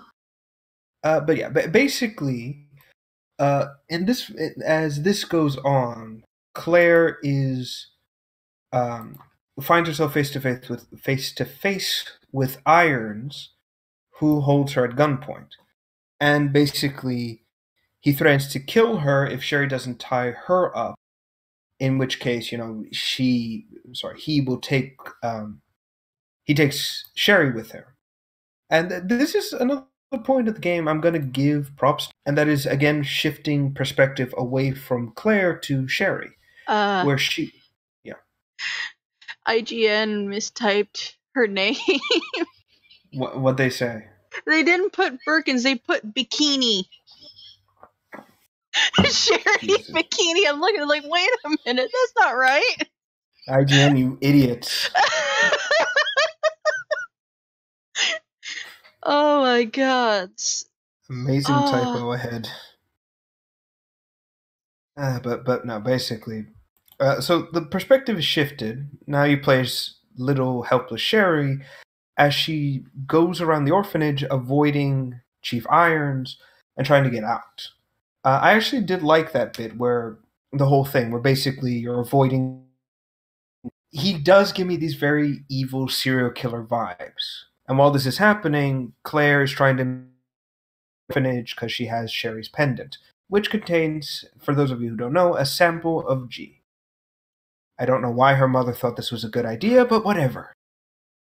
It's Annette. She's an idiot to begin with. Anyway. So, as you can imagine, it goes on from a bit there. Sherry manages to damage Chief Irons' face with a embalming chemical, as it turns out. I found that very fitting, because it makes sense that he would have this just lying around. Oh, hold on. I just got a bit of information. Which is 3 days old, fuck. But no, it turns out to remake is getting a free DLC called Ghost Survivors, telling the story of 3 different individuals in Raccoon City. This is including the gun owner himself, so he's alive. Awesome. And 2 other characters. I'm guessing one of them is Ventman, the guy in the vent. Yeah. Anyway, moving on. Which then leads, as Claire attacks and infects Chief Irons with, and then, it comes out, kills him, and immediately they try to escape, which they are then chased by Mr. X. I actually did like this scene where, as they're trying to escape, Mr. X has basically cornered them in the elevator. And then the next thing you know, there's William attacking the tyrant, and actually, I think killing him flat out. Let me see. I'm just gonna check real quick.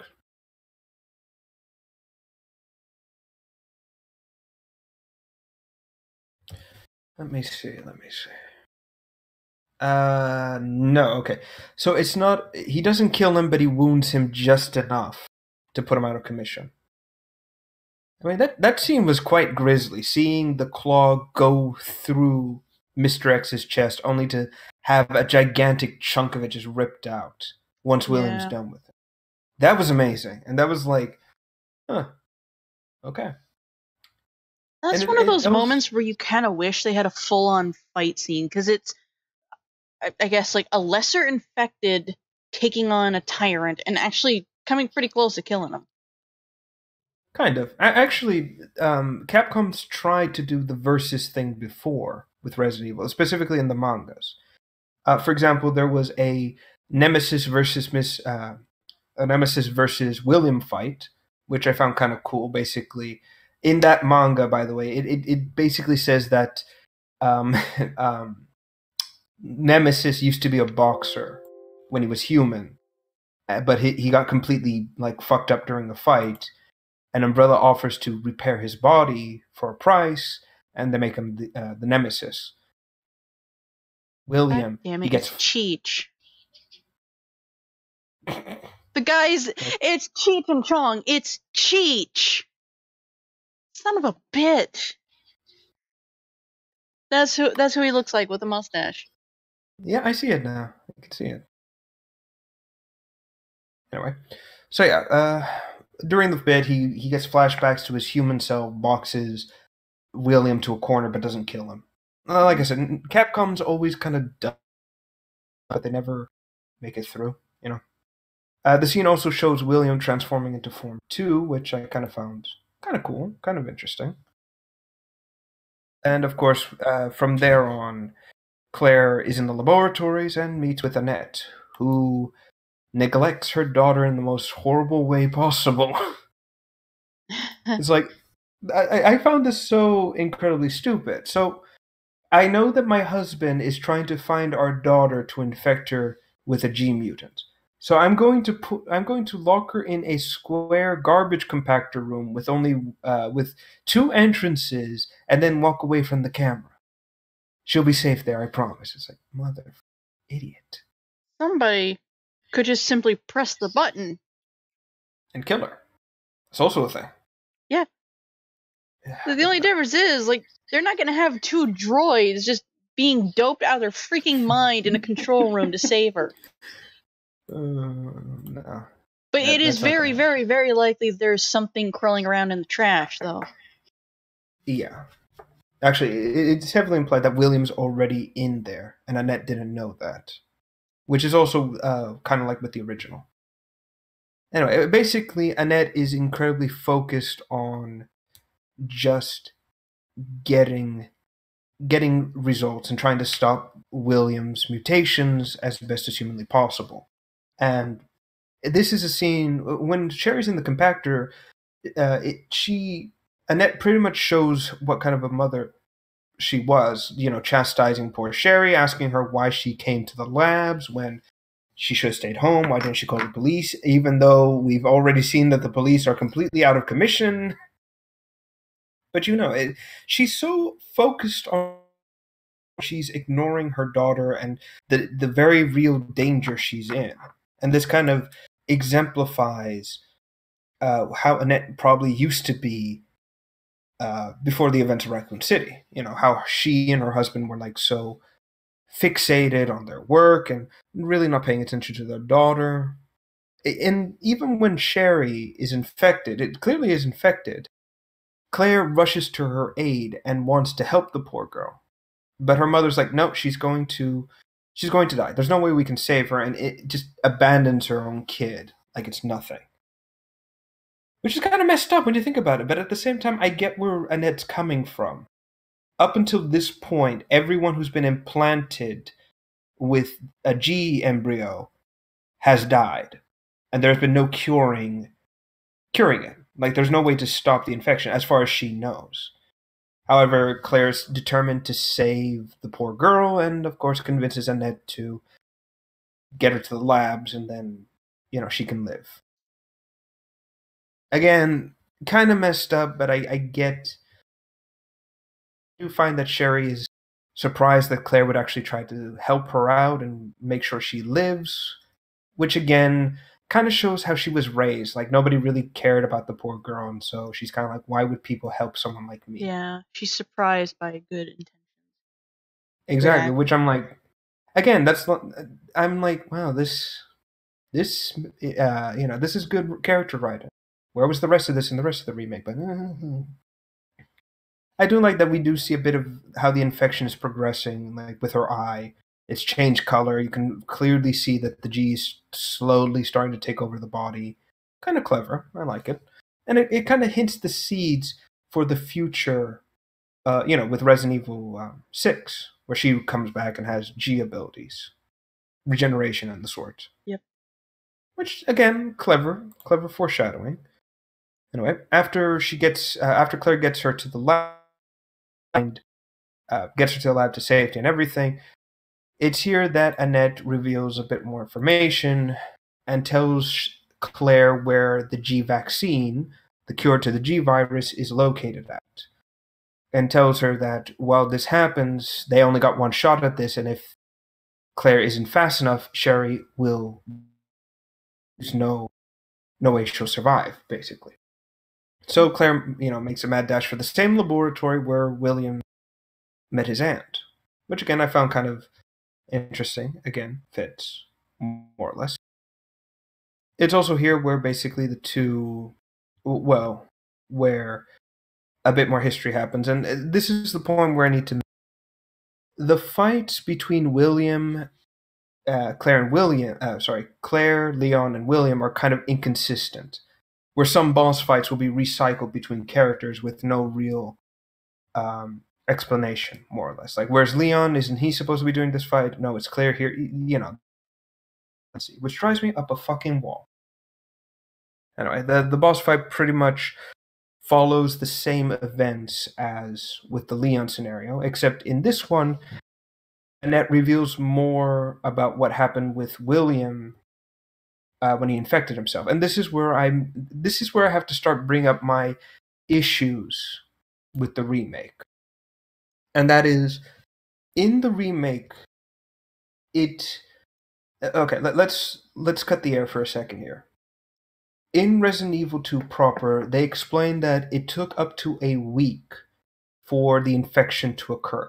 Basically, during this time, when William gets infected and shot and infected by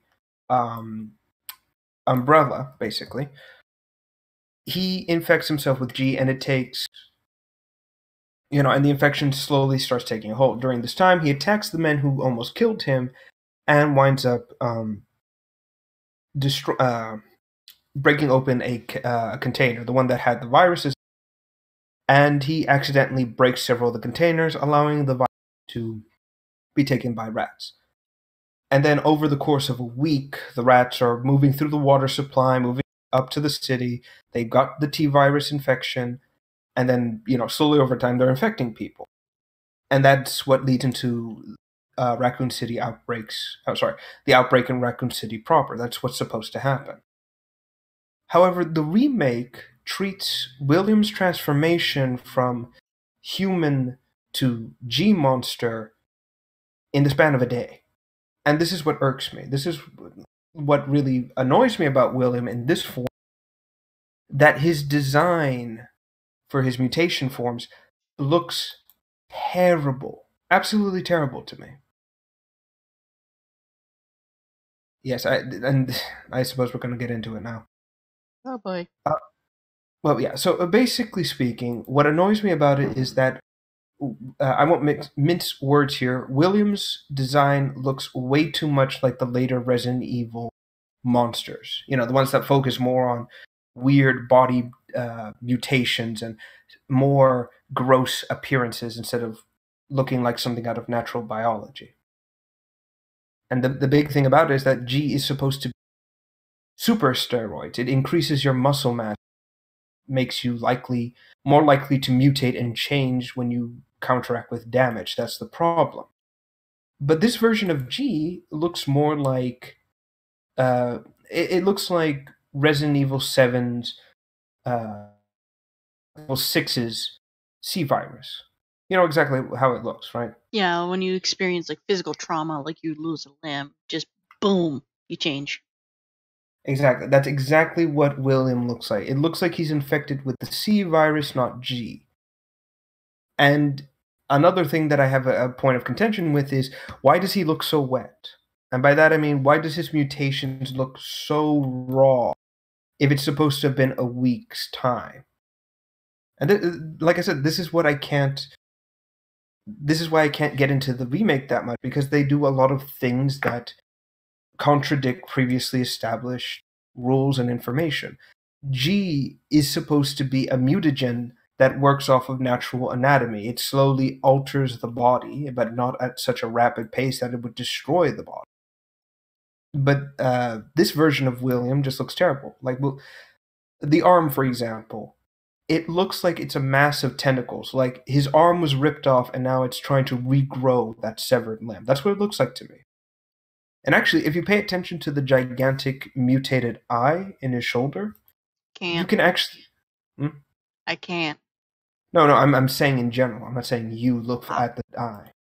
I'm saying basically the eye is supposed to be. It's not an eye, technically speaking. It's where the virus is at its accumulative point. It's like a boil, except there's so much recombination of the DNA that it basically becomes an eye on its own. That's basically what it is. That's why it's there. That's why it looks so weird. However, this one treats it more like a traditional eye, and if you pay attention to the arm when you first fight him in the game, you can actually see that the eye is not connected to anything. It's actually, there's a moment where he'll flex his arm again, and you can see a line. There's muscle, and there's the eye just hanging there. Again, just like the C virus or Ouroboros, where that weird mutation point is always like moving around tendrils and everything. That's exactly what it looks like, and that's what irks me, because it looks too raw. It looks like this is supposed to be William as he begins to mutate a week ago, and then later on see the more traditional looking design.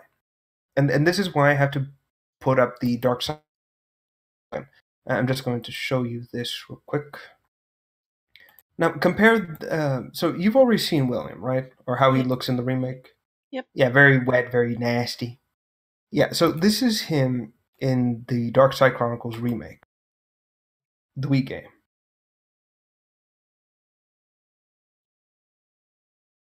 So you see how... Wow, he looks fucking handsome.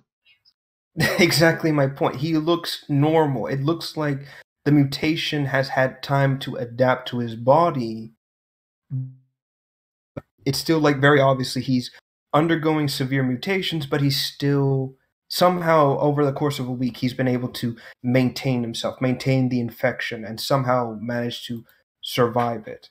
But compare that to his new look, where it just looks like he just started transforming a day or two ago, or even a few hours ago. And I wouldn't have so much of a problem with this if it was just this version of William is just the starting form, and we just see it around, and then as we fight him, he starts, the arm starts to solidify, the bones begin to protrude more normally, looking the part. But no, it doesn't treat it like that. And it only gets worse from there. Specifically, when we get into Form 2, I really don't like the second form. Again, it looks too raw. The head, for example, looks like it's just started to take root and take shape. And yet compare it to, again, the Dark Side Chronicles, which also presents the Form 2 William. Let me get it real quick.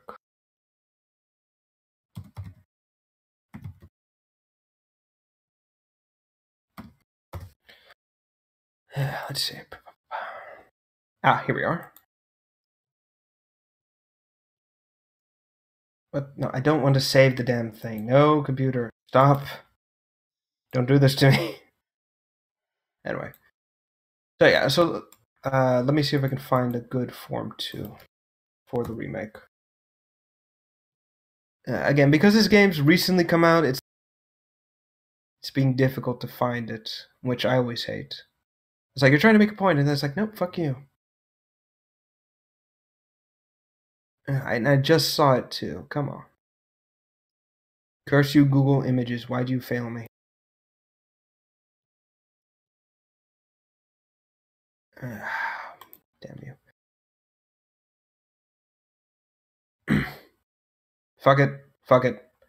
I'll just use this version. So, you've already seen the second form, right? With the weird monster head on the top. Yep.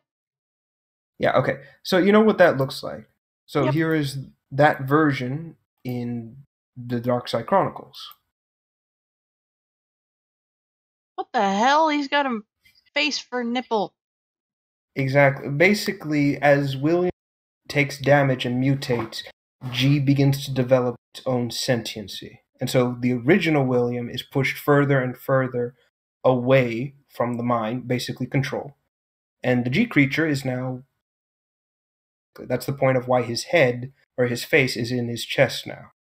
G is slowly forcing out whatever was left of William and is taking him over. And that's what I like about the second form. You can still see his humanity, but you can also start seeing where the body begins to mutate even further, where William used to be is now disappearing completely. And again, it's quite brilliant. I love it. And it looks solid. It looks like the skin's hardened, like the body has had time to adapt to the damage Claire and Leon are doing to it, and it's like, okay, these two have bullets, so I'm going to harden my skin and make it harder for them to shoot me. Now, let's rock. It's basically what it is now. Or at least how I view it as. And fortunately, I provided a model for the next bit. And so, going into the last, or I guess the third form, the other one, this is the one that I feel amplifies my issues with William Birkin in the third form for the last boss fight. So for this one, we're just going to ignore morality for a second, but just do a compare and contrast between the two. Oh. Yep. So again, even as you can see it now, HA, you see where my points are kind of exemplified. Like, you've got one version that looks like it just molted out of its shell versus the other one that looks, well, yeah, smaller but still capable of fucking you up, basically. I'm seeing an improvement in graphics. I just said ignore the graphics. I'm sorry, that's all I can think about. I'm going with design, goddammit. Yeah, I know. It definitely looks like an improvement compared to the tiny one.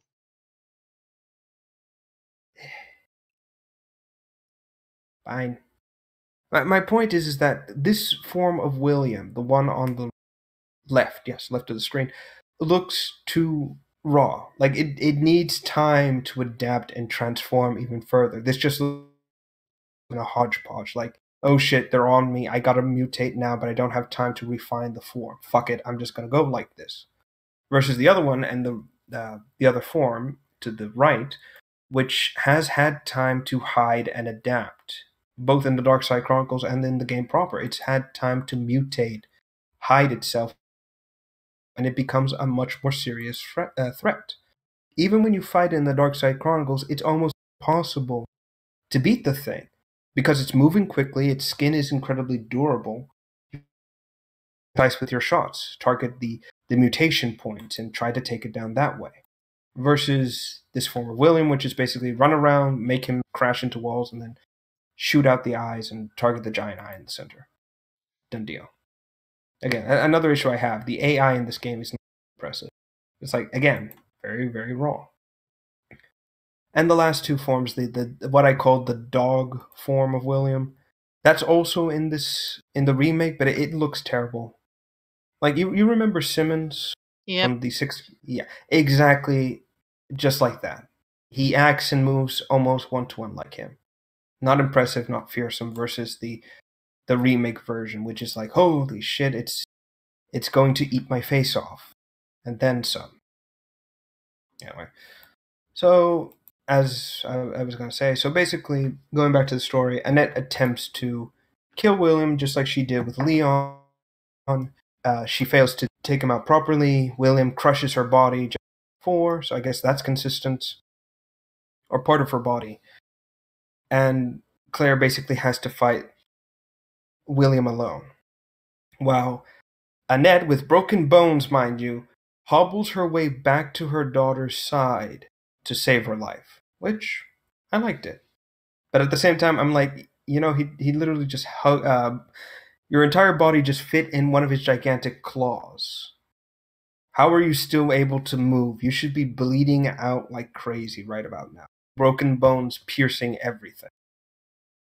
Crazy woman. So after Claire beats William, Annette gets a chance to save her daughter's life and discovers that the vaccine worked. She's going to live. They have a touching moment between the two of them, Annette apologizing for being such a neglectful mother, Sherry not wanting her mother. She still loves her despite what's happened. Claire gives Sherry enough time to say goodbye to her mother before they have to leave. Again, very heart-wrenching, very sad moment. And then they escape. And of course, they're just like with the trolley as before. Claire has to fight form for William, the dog form, on the train. Again, looks just as terrible as Simmons, not worse. And from there, like before, if you've already played Leon and playing her, you fight the William slug at the end of the train. I actually, believe it or not, I like that boss fight. Because when William boards the train and is slowly creeping towards you, you can actually see a mass of tendrils slowly overtaking the cabin. And like everything of William is just trying to get inside and just kill you. And I think that's brilliant. I actually like it. Ironically, I think that's an improvement over the Dark Side Chronicles version of William, which is just it looks silly as hell. I'm gonna be completely honest.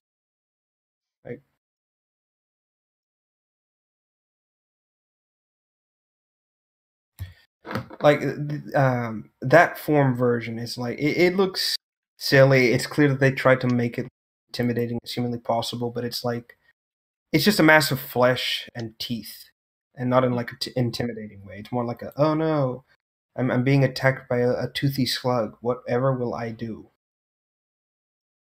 This is the only contention I'll give the Resident Evil 2 remake. The fact that they made William into an actually horrifying, devastating mass of teeth and tendrils. I liked it, even though he looks like something out of Dead Space. Actually, that sums up this version of William to a T. It's Dead Space's rejected monster con bought out by Capcom. Yeah. Anyway, game ends just like in the classic version. They escape, they blow up the and they make it back to civilization. If I remember correctly, Raccoon City got nuked. Yeah, but actually it gets nuked a day after Claire and Leon escape. Wow. Again, it's like I said, the events of Raccoon City are happening throughout a week or a week's time. So, Yeah. But this remake would have you believe it's all happening in one. Again, it's like fuck you. So now we come to our final thoughts. We can remove the spoiler from here. Yeah, I already did. Okay, good. So, final thoughts overall of the game. I like the design. I like the art style. All the characters are remade beautifully in full HD 3D. It's quite amazing. Locations are great. Like everything about the Raccoon City just oozes creativity, and this is a city that is completely fucked. How is anyone still alive? Those are the only like concessions I'll give. I also do like Hunk.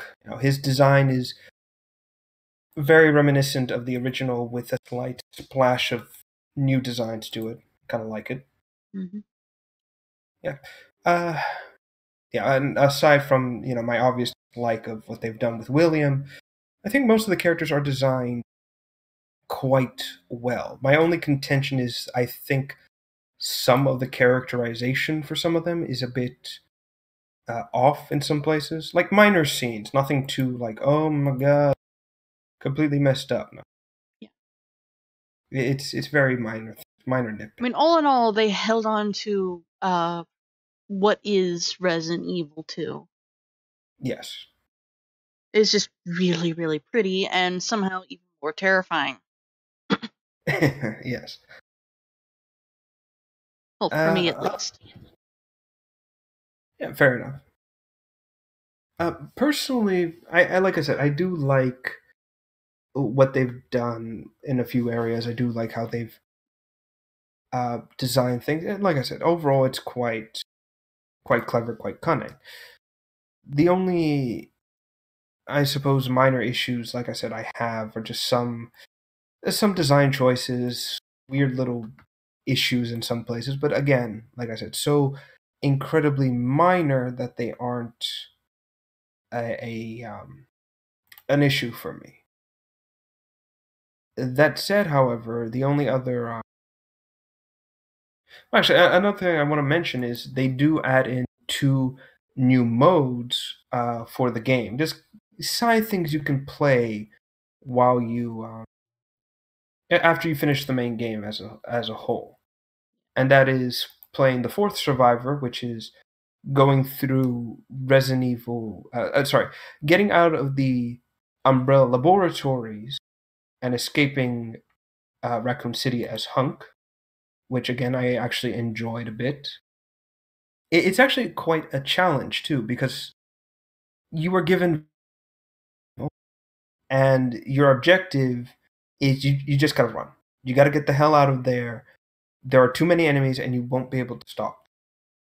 I actually kind of I like that. I mean, you do have enough ammunition to fight, but not enough to, not enough to take out every single monster in the game. Which also, funnily enough, that said as well, Mr. X does make a return. In fact, there are 2 of them now, for this mode specifically. Woohoo. Have fun with Nightmare. But yeah, after that, you basically just escape like before. Again, his whole thing is he is the 4th survivor. He is the one man from Umbrella that will always live, no matter what happens. There's a reason why he's called Mr. Death, and it isn't just because he's edgy. His name is Mr. Death.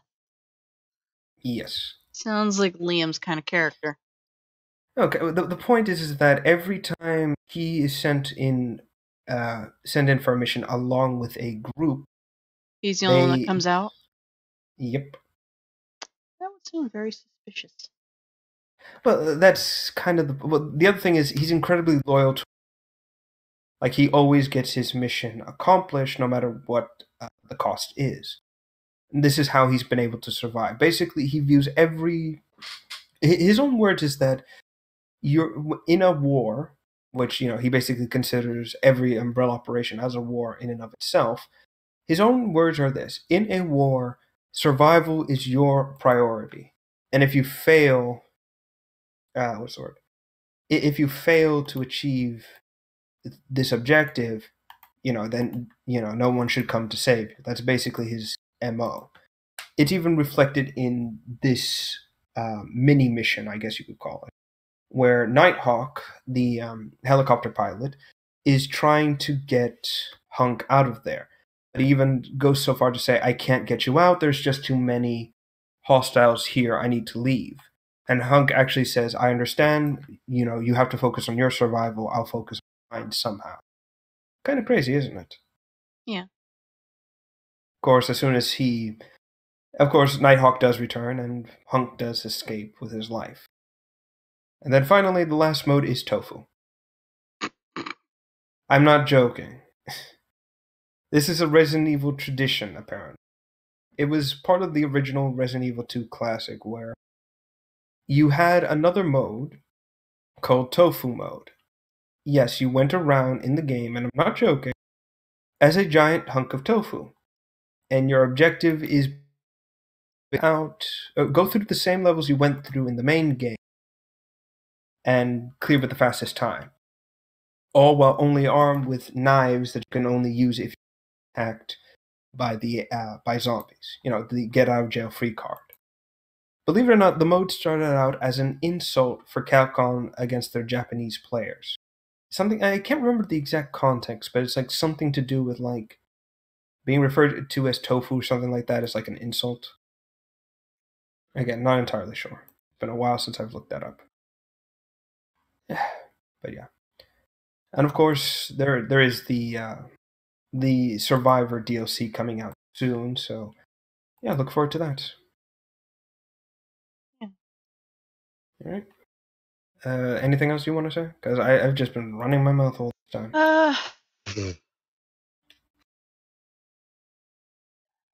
Just my usual thing about Resident Evil. Like, I love the series no matter how terrible it gets or how corny it gets. Like, I still love and adore it. Okay. So I don't really understand what all the problem is with the designs in this new one.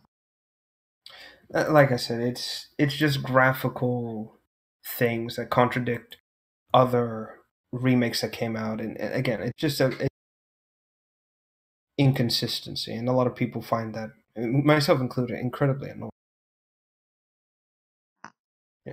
To the point where it's like you get so used to certain informations, and then they try to retell the same bit of information but change it. Well, what's the thing I'm going for here? What am I supposed to be paying attention to? It's that kind of bullshit. Yeah. Anyway, so yeah, that basically covers all of Resident Evil 2 Remake.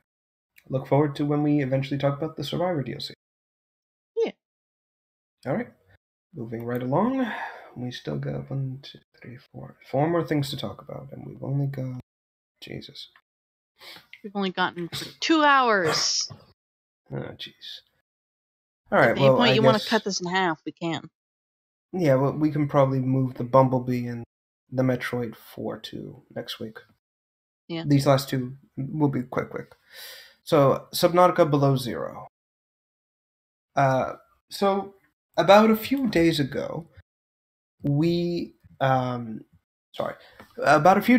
Subnautica Below Zero has officially gone into early access. It is now accessible for anyone to play if they order it ahead of time, basically, or pre-order the game, effectively.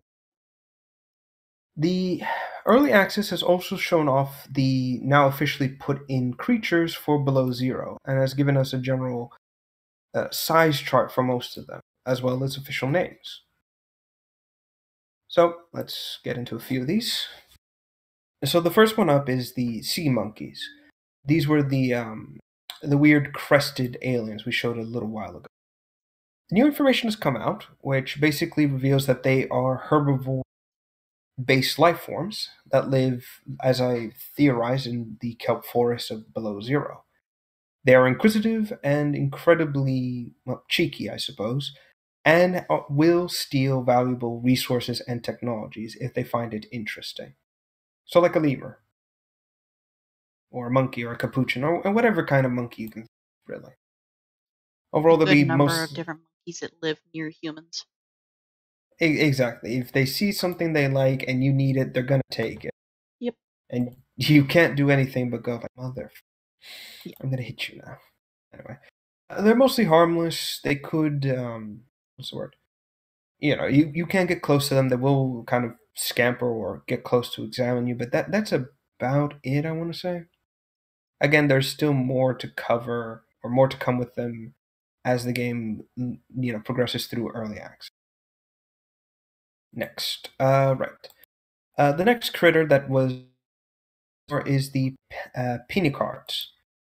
And as we suspected, they are the small seals of Below Zero.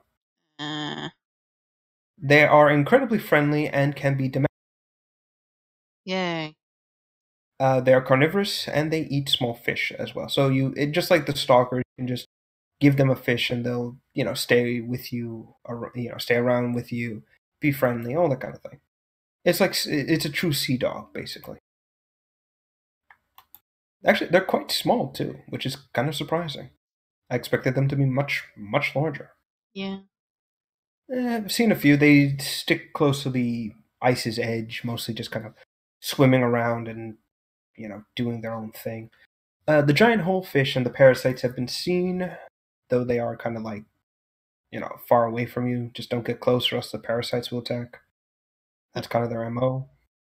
The rock puncher crab has been put into the game now. They are now officially part of the below zero bio. We just can't escape those stupid shrimp. No, we cannot. I look forward to ramming them constantly. Ramming them over and over and over again. This is not a sexual euphemism. It's like, there was an entire indigenous species on this planet. You're saying it's extinct? Yeah, I don't know. What could have possibly happened? Like, slowly zooms in on the shrimp with, like, creepy music. Exactly. I don't know what could have possibly happened. Yeah, just slow, creepy music as it approaches. No. It's just, as you get, you're just talking, and then over one of the ice crystals, you just see its head slowly creep out.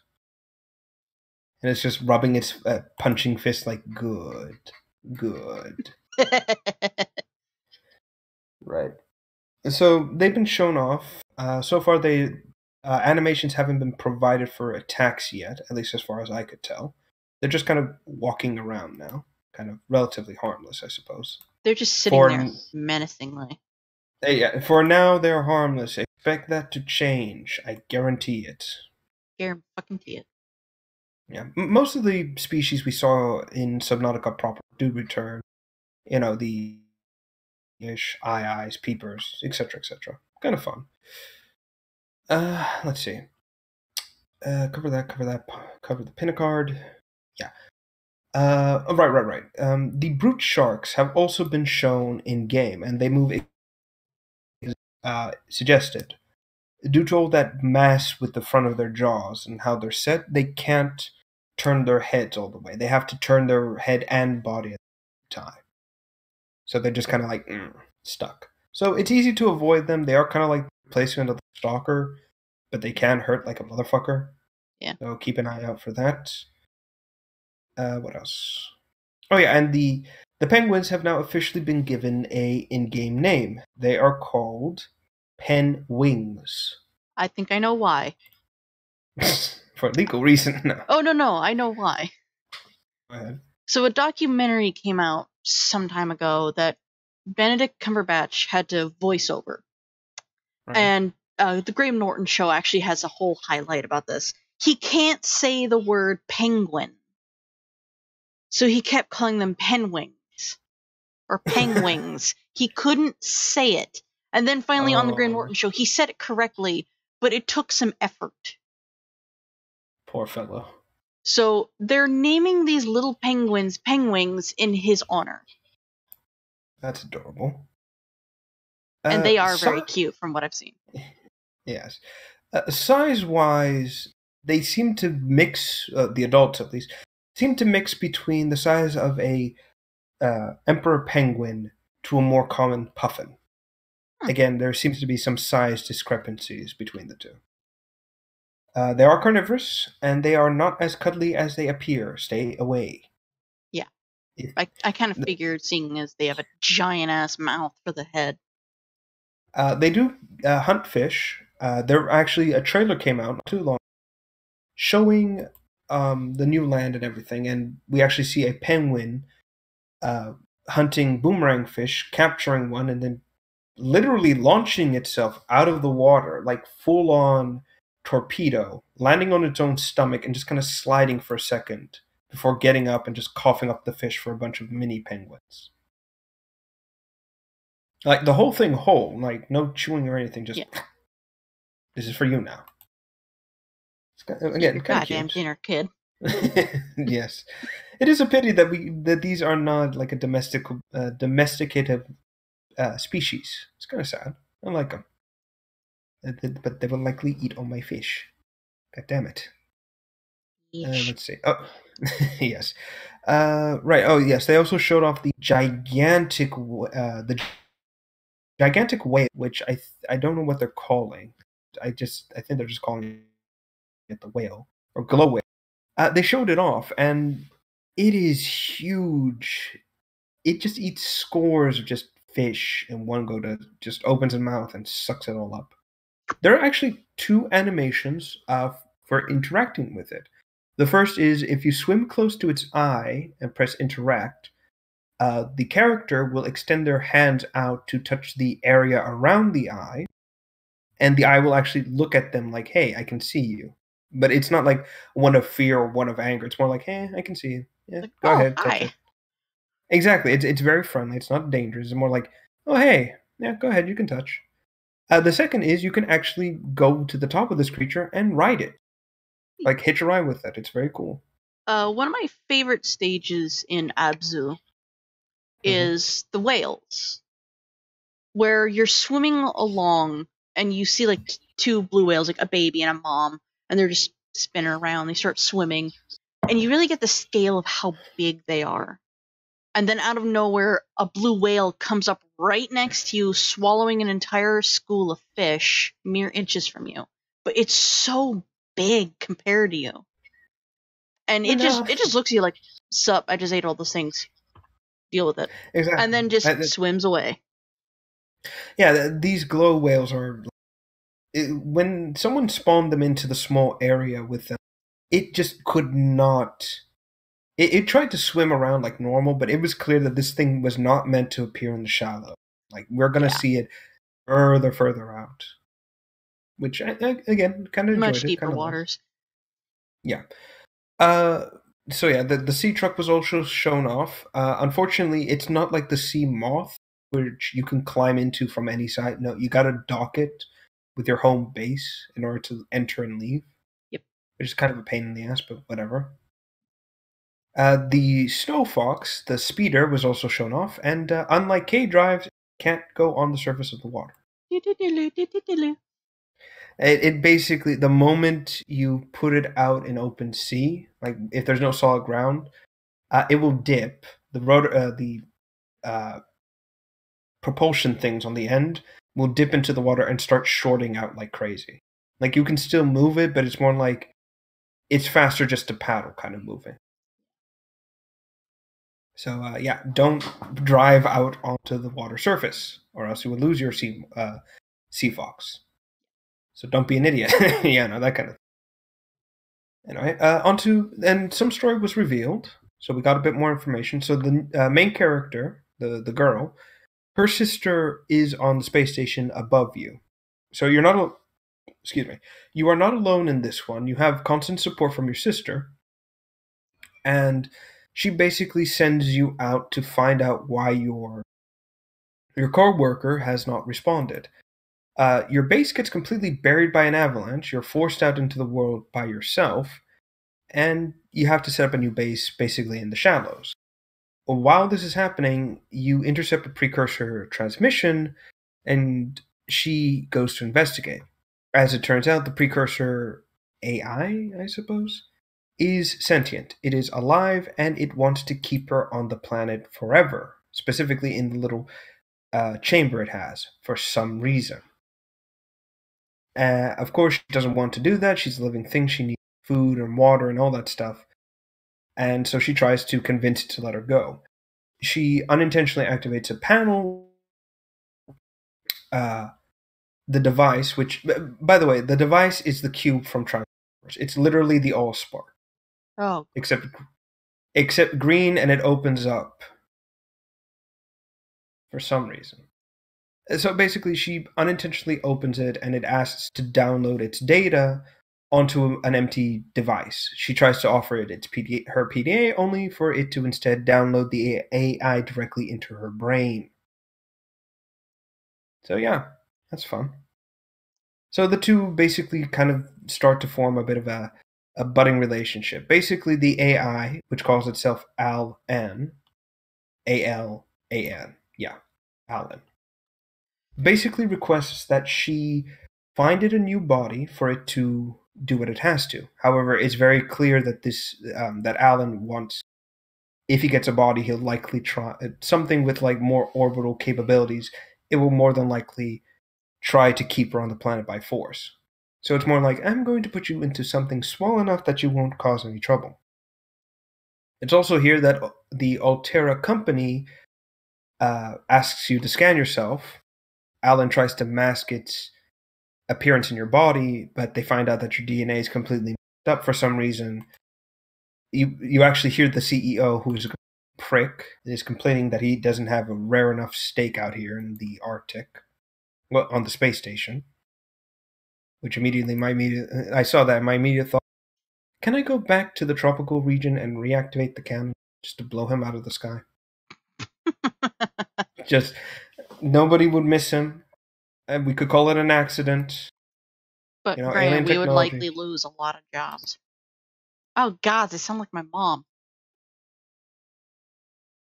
Still worth it. Just fire immediately. Contemplating, but we would lose jobs. Beep. Anyway. So he basically completely blows you off and your sister and is, again, more enraptured with his steaks for some reason. Your sister apparently has been working for Altera for wants to climb up the ladders of success in the company. You know, she's been there for so long, she deserves it, basically. And that's where the early access story kind of ends, with the girl and Alan basically on the planet together, and now they have to work together to give both Alan a body and figure out what's going on, where your co-workers gone missing, and where to go from here. That's basically it for Subnautica as of right now. Overall, I'm seeing like this has potential. There is they've actually gone out and made new, change the landscape, change how the game plays. I mean, the new base you have to build is literally the scanner portion first, and then build the rest, which makes it more scientific, I suppose. And there's still a lot of creatures we haven't seen yet, so that's there's that to look forward to too. Yeah. Overall, I'm looking forward to it. It's gonna be awesome. All right. Moving on. This will be a quick little bit, then we'll call it a night for now. Mm-hmm. So going to Anthem and EA's involvement with that. Yeah, we come back to EA. Someday we'll escape it. Someday, just not today. Well, basically, as of right now, Anthem is people aren't impressed with it. Anthem is very raw. Loading times are atrocious. Basically, compared to Warframe's loading, like between missions, it's like what, 56 minutes? Oh, sorry, 56 seconds, give or take. 56 minutes. Jesus Christ, that'd be terrible. No. It's like 56 seconds, basically, with Warframe. You know, very quick. Select planet, select location, load, boom, you're there. Yeah. That's basically it. With Anthem so far, it is a whole minute before you can get into the wild. Wow. There was, in fact, during this whole time, mass server meltdown too. It was poorly optimized to have so many people trying out early access for the game, to the point where EA's live teams had to go in and redo everything, which isn't surprising. Really isn't anymore.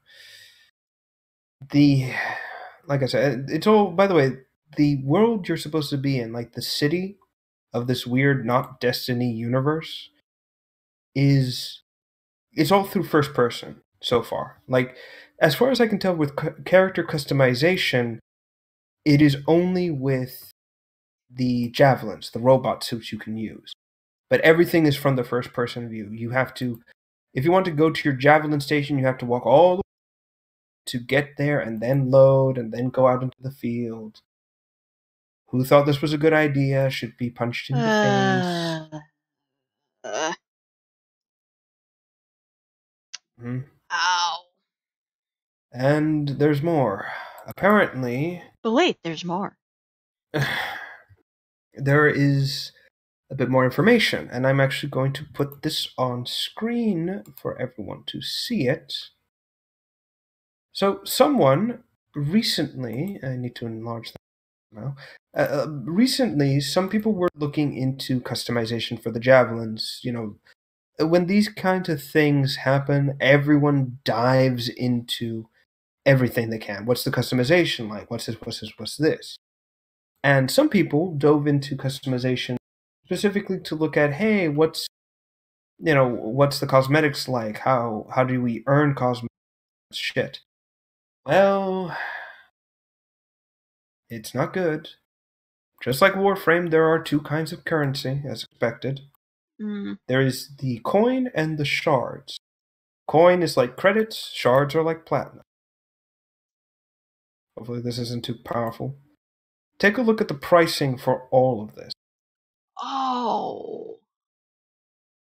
Mm-hmm. Oh. Oh. Yep. Oh. So we God have damn. the Guardian Armor Pack, which is wait, hold on. That's like in the millions over there. So that's 4 million coins, or 2,000 shards, which I'm guessing translates to $2. That's Dreadnought Armor Pack. 40,000 and 2,000. 40,000, 2,000. So 40,000 for play money, basically. 2,000, which would translate to $2 to buy shard packs, I would assume. And it's just a mess. Look at all this. Look at this predatory shit already in. And of course, when BioWare was confronted, they immediately began saying that the final product, which we all know is a total lie, they basically began saying a bunch of bullshit about how this isn't going to affect this is why we don't talk about pricing, because it can change in a whim and blah, blah, blah, blah. In other words, they know that people are expecting horrible, horrible grinding to pay for shit.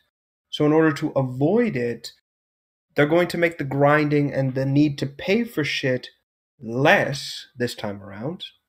Like, basically, once the game comes out in the following weeks, everything will be dirt cheap and everything will be, just fine and blah, blah, blah, blah, blah, right? But then the moment that the game goes live for like a month after the first week's sales are over, they made a nice mint off of scamming the people they are supposed to be helping. They jack up the price. They throttle the grinding. And by then, the good reviews are out and everyone... That's how they do it. What their plan is. I was willing to give Anthem the benefit of the doubt. I know this isn't going to be a fun game. I know this isn't going to be an interesting game. People are saying that the combat is fine, it's serviceable, it's fun in some instances, but overall it's not super fun, or we're not going to be doing this isn't going to keep you entertained for much longer than maybe 2 hours, give or take. I know this isn't going to be a good game in terms of gameplay nor story, because this entire world looks like a hodgepodge of just fantasy sci-fi tropes, all just slapped together with no thought or explanation behind it. And like a Destiny, we're going to have to piece the story together in the most obtuse ways possible. I.e., I'm willing to bet we're going to have to go to their official website and then just, read the information that should have been in the game to begin with, but whatever. Again, I'm willing to believe EA is setting up. Willing to believe that. Just so they can, like with everything else, assimilate it. Like the parasites they are.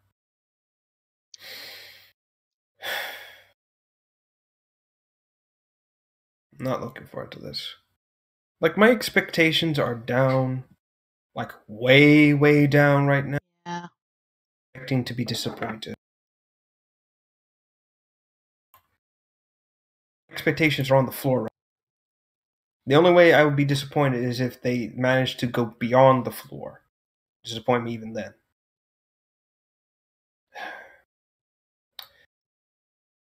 Well, here's the plus side. If people really do enjoy it and are talented, maybe they'll rip them into Gary's modern source filmmaker. I doubt it, but anything's possible. Oh well. So yeah, look forward to our complete and total coverage of Anthem coming this. Uh, All right. Well, guess that covers everything for tonight. Yep. All right, and now we can get to that model kit I finally got in the mail today. Woot. Yeah. So, anyways, once again, thank you, ladies and gentlemen, for tuning in to this week's episode, Left 4 episode 39. Once again, like always, we will have a quick message from HH, like always, at the end of our episode, and we will hopefully see you all here next Thursday. This is Rev from the show, signing off. Yep.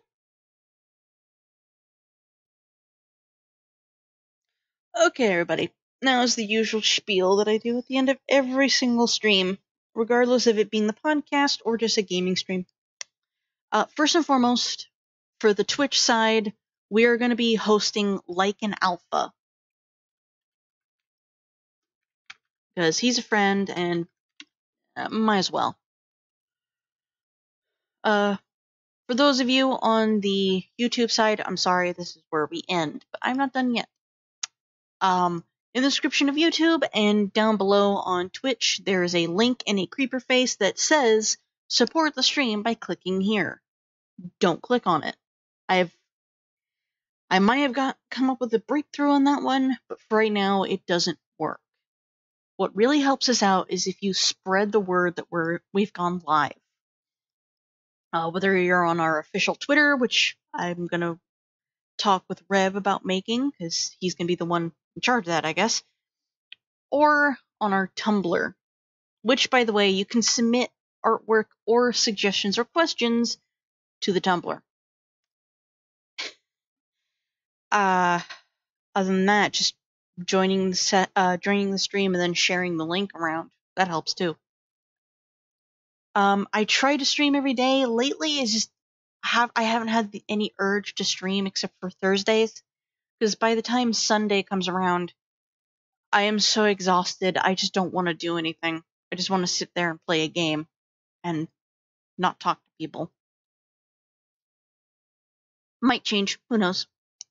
I am considering streaming D&D. I'm not sure when or when I'm going to do that or which campaign I'm going to focus that on. We'll have to wait and see. For now, thank you guys so much for joining us. We will see you next Thursday.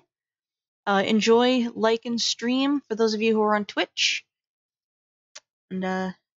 I'll see you guys all later.